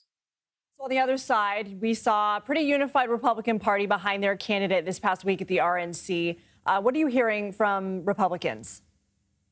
Republicans we talked to today are just full of confidence. They say it doesn't matter who runs against the president, that they think the former President Trump has this on lock. Now, take a listen specifically about what they had to say about whether Vice President Harris can defeat former President Trump. No. Honestly, where has she been the last 2 years? We haven't heard anything from her, and now she's going to run for president. It's kind of peculiar, so I don't foresee much happening with that. Well, I still feel like Trump's going to do better. Just based off of recent events, his polls are skyrocketing, and I think he's just already secured the presidency. And we've already seen those anti-attack Kamala Harris ads here on the airwaves in Phoenix. So Republicans tell me they're not changing their strategy, but that they're ready to go. Senator Mark Kelly's name has been floated as a possible VP pick. What are you hearing? Oh, if I knew who she was going to pick, I'd be a much richer woman. We can report that CBS News is hearing that Senator Mark Kelly is in the discussion. What can you tell us about him? We can know that he is very popular. He has tweeted out his support today for Kamala Harris. He has endorsed her. He has a record from both his time as an astronaut and here in a swing state. So he's certainly being looked at by many people in the inner circle. Is he also being looked at? I mean, I've seen a lot of Arizona local media. I'm from Arizona. I read a lot of what Arizonans are talking about. I've seen his name a lot in Arizona media. Is his name really in like the inner circle in terms of the national politics as well? I think he's going to have some work to do there. I think no matter who the vice president picks, there is going to be some who they get to know as the vice president candidate. A lot of people outside of Arizona know him, of course, from his time as an astronaut. He likes to lean on that a lot. I think it is going to be him trying to remind people he has done what he has in the Senate and get Americans to recognize Senator Mark Kelly for the senator that he is. Elizabeth Campbell, thank you. Thank you. For more, CBS News political contributor Joel Payne joins us now. He's Democratic strategist and chief communications officer for Move On. So, Joel, good to see you. What is your reading right now? Because if you listen to Democrats, everybody is united and everything is great. And if you listen to Republicans, Democrats are in disarray. Yeah, I mean, that's exactly what you would expect to hear on a day like today. I think the word that you cited, or maybe it was your colleague who cited it, was relief. And I do think a lot of Democrats are feeling relief. There's relief that this process of President Biden affirming his candidacy or affirming that he'll step aside from his candidacy is a relief. And I think also just the fact that there is a different choice now that Democrats have to make, and not just base Democrats, but moderate voters in the middle who Democrats are hoping to bring back into their coalition that they had in 2020 and they'd like to have again in 2024. There's just relief. One thing I think that's interesting here is that, President Biden was somebody who really did not perform that well in the 2020 presidential Democratic primary. And essentially the party came together and said, you are the one who can beat Donald Trump. So we're going to get behind you. There was an interesting bookmark or coda to that over the last few weeks where you saw Democrats come together and say, unfortunately, President Biden, we don't think that this is your time and we think you need to pass the baton. And I can tell you so many Democrats I'm speaking to have so much gratitude and appreciation for President Biden for making that selfless, patriotic decision. And I think you're going to hear a lot of love for President Biden in coming days and hours. That said, another race is just beginning. So what would be your advice to Democrats to counter GOP attacks, which we're already starting to hear? Well, I think Democrats almost have to start anew. Like the campaign that was running until about 1 o'clock today, doesn't exist anymore. There's a new campaign. There's a new person, presumably at the top of the ticket, assuming Kamala Harris is able to do as she said, earn and win the Democratic nomination. And I think a fresh message and a fresh unified approach to defining Republicans would be in order. I'd imagine a message that would work really well in this environment is turning the page. Now the age issue is on the other foot. It's an issue that Democrats are going to put Republicans on the defensive about because they want to elect the oldest president in the history of this country now, as Donald Trump would be. And they want to go back to an era, to somebody from the baby boomer generation. That is a decision that Republicans now are going to have to wrestle with making. And so I can tell you the Democrats I'm talking to are feeling good that they have the high ground on some of those arguments that they kind of felt like they were disadvantaged about going into the last few weeks. Joel, Act Blue, which is a fundraising platform, has posted on X that grassroots supporters, as of 9 p.m. Eastern, have raised $46.7 million through Act Blue following Harris's campaign launch. They say it's the biggest fundraising day of the 2024 cycle. How does fundraising, we know that you can only go as far as your dollars can take you. How big of a piece of the puzzle is fundraising? Yeah, to me, it's an indicator of energy. And what energy does, energy brings friends to register and to vote. Energy knocks on doors. Energy makes calls. And that's what Democrats have sorely needed.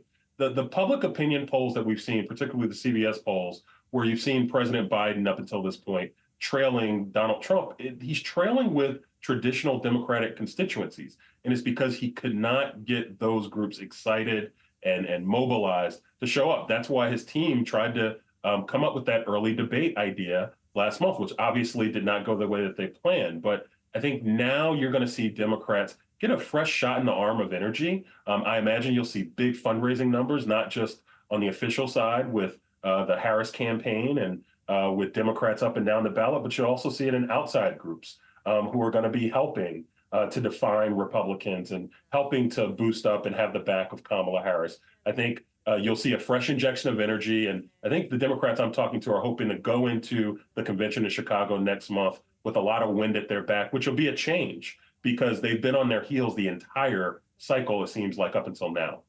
Joel Payne, thank you. Thank you.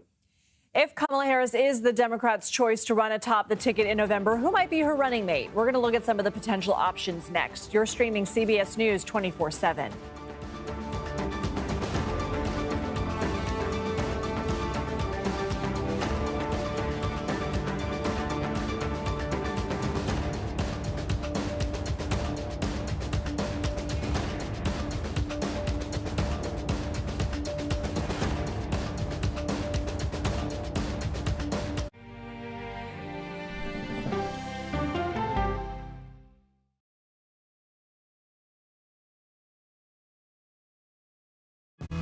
Coming up, our series. Wait a minute. Tom, is that you working the camera? Keep leaning out of your close-up. Your morning routine just got better. CBS Mornings, weekdays at 7.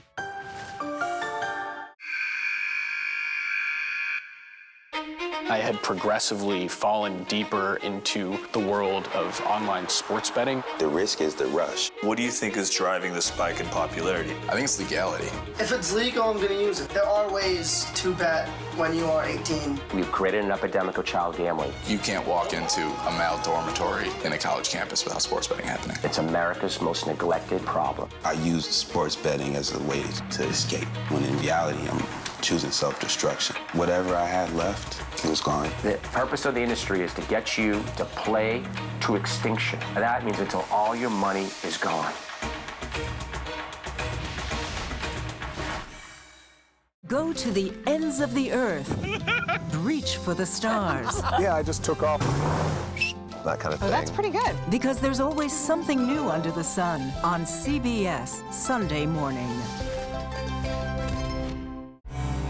An An original documentary from CBS reports. That desired farm, it's a wonderful place to raise children, and it still is. Promises broken. Black Americans have been the target of racism and discrimination pretty much from the time they acquired ownership in the land. Costing black farmers hundreds of billions in generational wealth. They did everything to make sure we were run off that land. But communities are uniting to continue the fight. Collective ownership is powerful. To keep their land and their dreams alive. To watch my children play on land that we own means everything. So land is power. Most definitely. 40 Acres and a Mule, now streaming on the free CBS News app. People with developmental disabilities were once sequestered by the hundreds of thousands in institutions. Many of our fellow citizens are suffering tremendously because lack of attention, lack of imagination, lack of adequate manpower. Disability activists have since torn down barriers blocking them from living at home or in the community.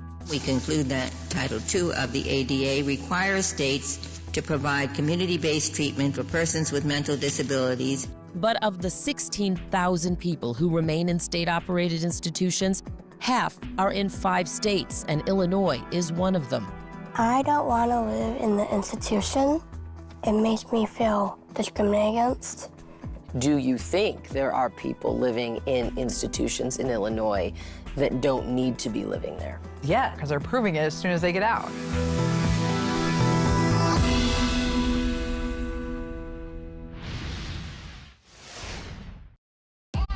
Coming up, our series. Wait a minute. Tom, is that you working the camera? Keep leaning out of your close-up. How would you say Tony and Nate? You mean Nate?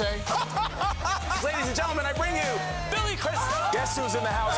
Look at his outfit. Hey, give me some love, baby. Would your mother like me? My mother does love me. Your morning routine just got better. CBS Mornings. I swear they should have a camera during the commercial. It's such a good time here. I do recognize the urgency of the moment.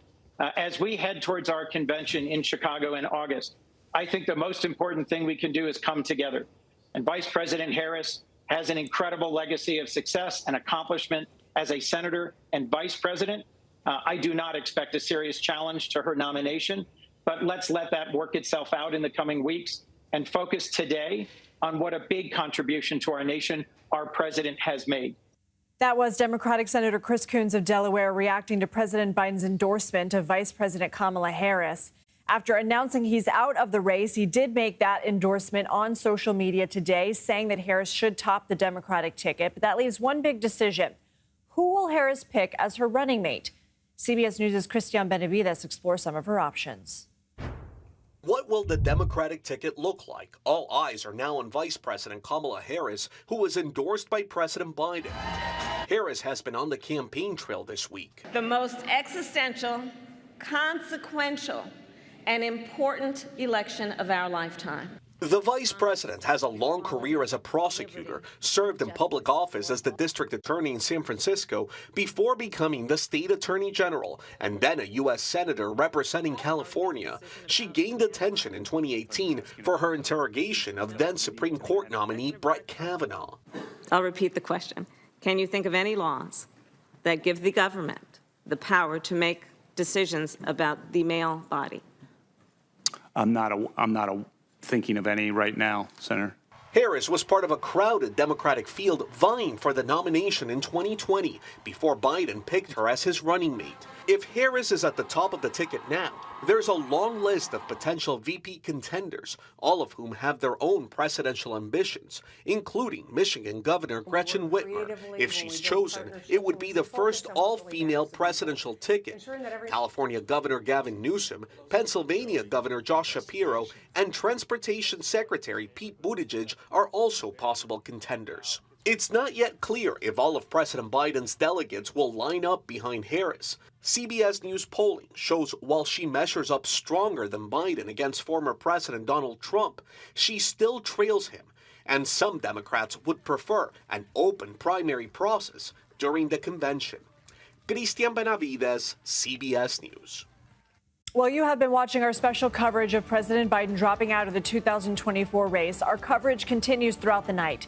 Thanks for staying with us. You're streaming CBS News 24/7.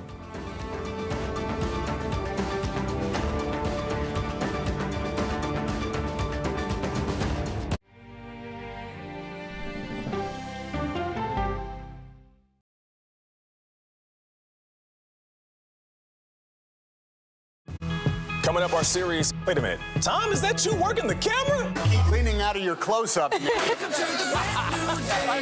Your morning routine just got better. CBS Mornings, weekdays at 7.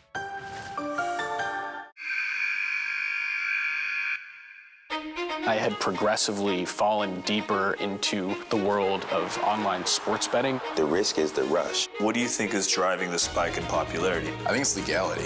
If it's legal, I'm going to use it. There are ways to bet when you are 18. We've created an epidemic of child gambling. You can't walk into a male dormitory in a college campus.